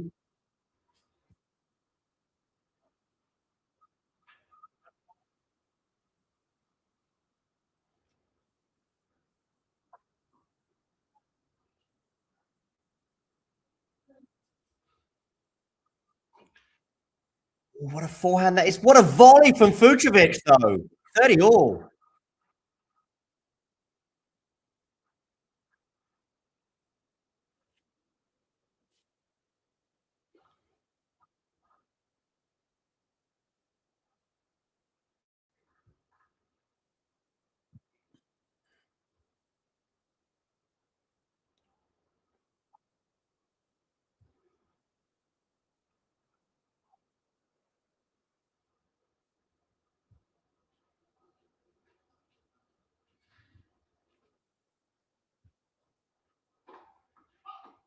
Double fault Fucsovics, 30-40.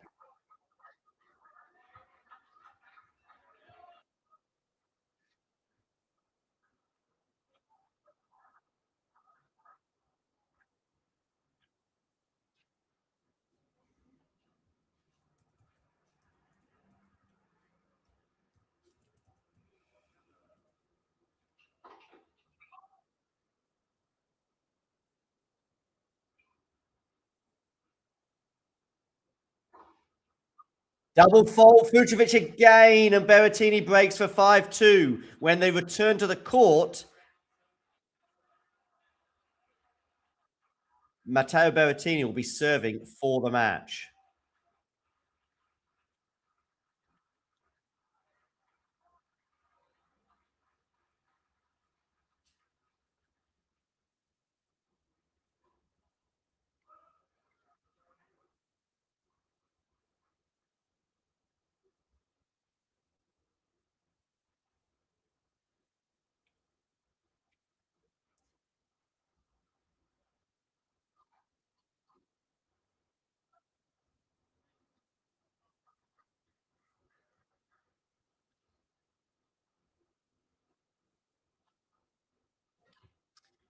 So let's have a quick look around the grounds. Hodar is still up a break in the third set, so he's very close to a spot in the next round. He's up 2 sets to love, 2 with a break in the third. Nakashima won the first set over Roberto Bautista Agut. Bautista Agut, of course, in his last year on the tour, so this is his last French Open ever. Will it be his last match ever? Well, if he's going to win and prolong his French Open career, he's going to have to do so from a set down. Van Asch and Galbas are into a fourth set.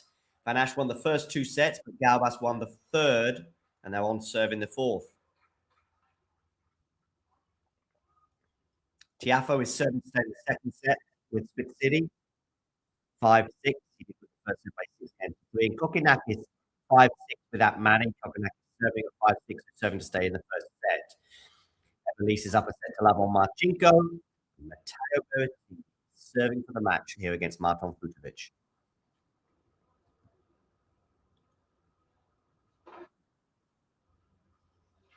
Berrettini on the forehand, puts that away. +1 forehand. Matteo rolling back the years there. 15 love.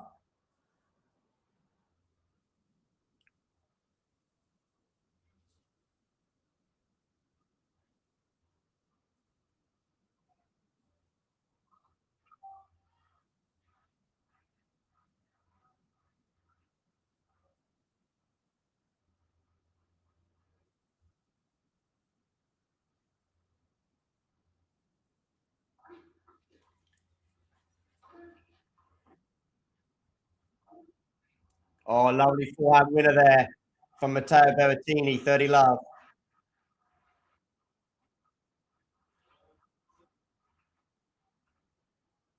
Two points away now for the Italian for a 4-set win over Marton Fucsovics.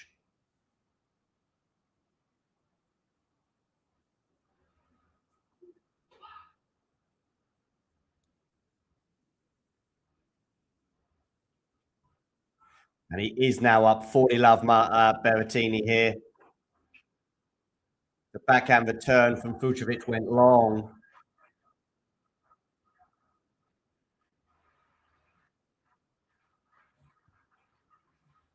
So 3 match points for Matteo Berrettini as we've just gone past the 3-hour mark here on court 13, which is going to prove to be probably the graveyard of Marton Fucsovics' French Open chances for 2026. Berrettini serves down the tee with an ace, gets the job done, screams out loud, much to the delight of large sections of the crowd, whacks the ball into the air. Fortunately for him, it doesn't hit anyone in the crowd, or that would have been a default almost certainly. But anyway, a magnanimous handshake at the net, it appears, between the two players as they shake the hands of the umpire as well. And it is Fucsovics out, Berrettini through. Berrettini came from a set down. Largely, Fucsovics was in charge of this match, I would say, until 5-6 in the second set. He was up a set to love. He was the one applying most pressure to Berrettini's serve. It might even have been 5-all, actually, in the second set. But towards the end of that second set, and suddenly from nowhere, I think it was 5-6, suddenly from nowhere, it was love 40 and we had 3 set points for Berrettini. Boom, breaks, gets the set, goes up an early break in the second, and that was that.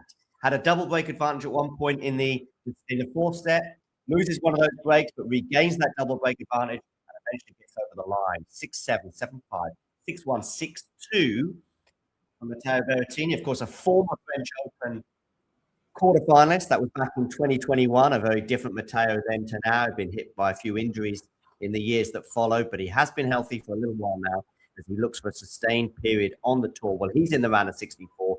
Fucsovics is out, much to the chagrin of the Hungarian, in 3 hours and 9 minutes. Berrettini, usual story, really. Some big serving from him, got him out of trouble on 1 or 2 occasions, had to save a break point during that first set, albeit one that he would go on to lose as Fucsovics dominated that first set tiebreak. The forehand, though, was unbelievable at times with some great winners off that side. The backhand was vulnerable at times as well. So a classic Berrettini display, especially on clay, a surface which he is very capable on. Very much all quarter, but he gets good wins and good results across all 3 of the surfaces. And now Berrettini here signing a few autographs and doing some pleasantries. He's got an ice towel around his neck as well. But he's into the next round, Matteo. And I'm going to have a quick look at the French Open draw to see who Matteo could be or will be playing next. Let's have a look down the draw. He's going to be playing Artur Rinderknech in the next round. Rinderknech prevailing in straight sets today over Rodionov, 6-7, 6-6-2, 6-3. And their head-to-head, Rinderknech and Berrettini, is as follows.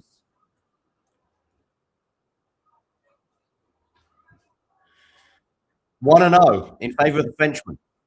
An experienced clash, this one. 2 30-year-olds going at it. Rinderknech currently ranked 25 in the world. Berrettini outside the top 100. And their one and only clash came in the US Open of 2023, a match in which Berrettini retired hurt. Kind of the beginning, perhaps, of the injuries that hit him so hard in 23 and 24. That was the US Open in 2023. Rinderknech was up 6-4, 5-3 at the time of that retirement for Berrettini. So maybe we shouldn't take too much stock in terms of the fact that Rinderknech won their one and only clash. Anyway, but I do think probably Rinderknech's slight favourite, maybe a 4-set win for the Frenchman back home. That brings this stream to an end, but when this stream ends, you will be redirected to our other stream, which is currently live, which is the match between De Jong and Wawrinka. That is with Zach and if you enjoyed this video, make sure you hit that like button. Don't forget to subscribe and click that notification bell so you don't miss out on all things tennis.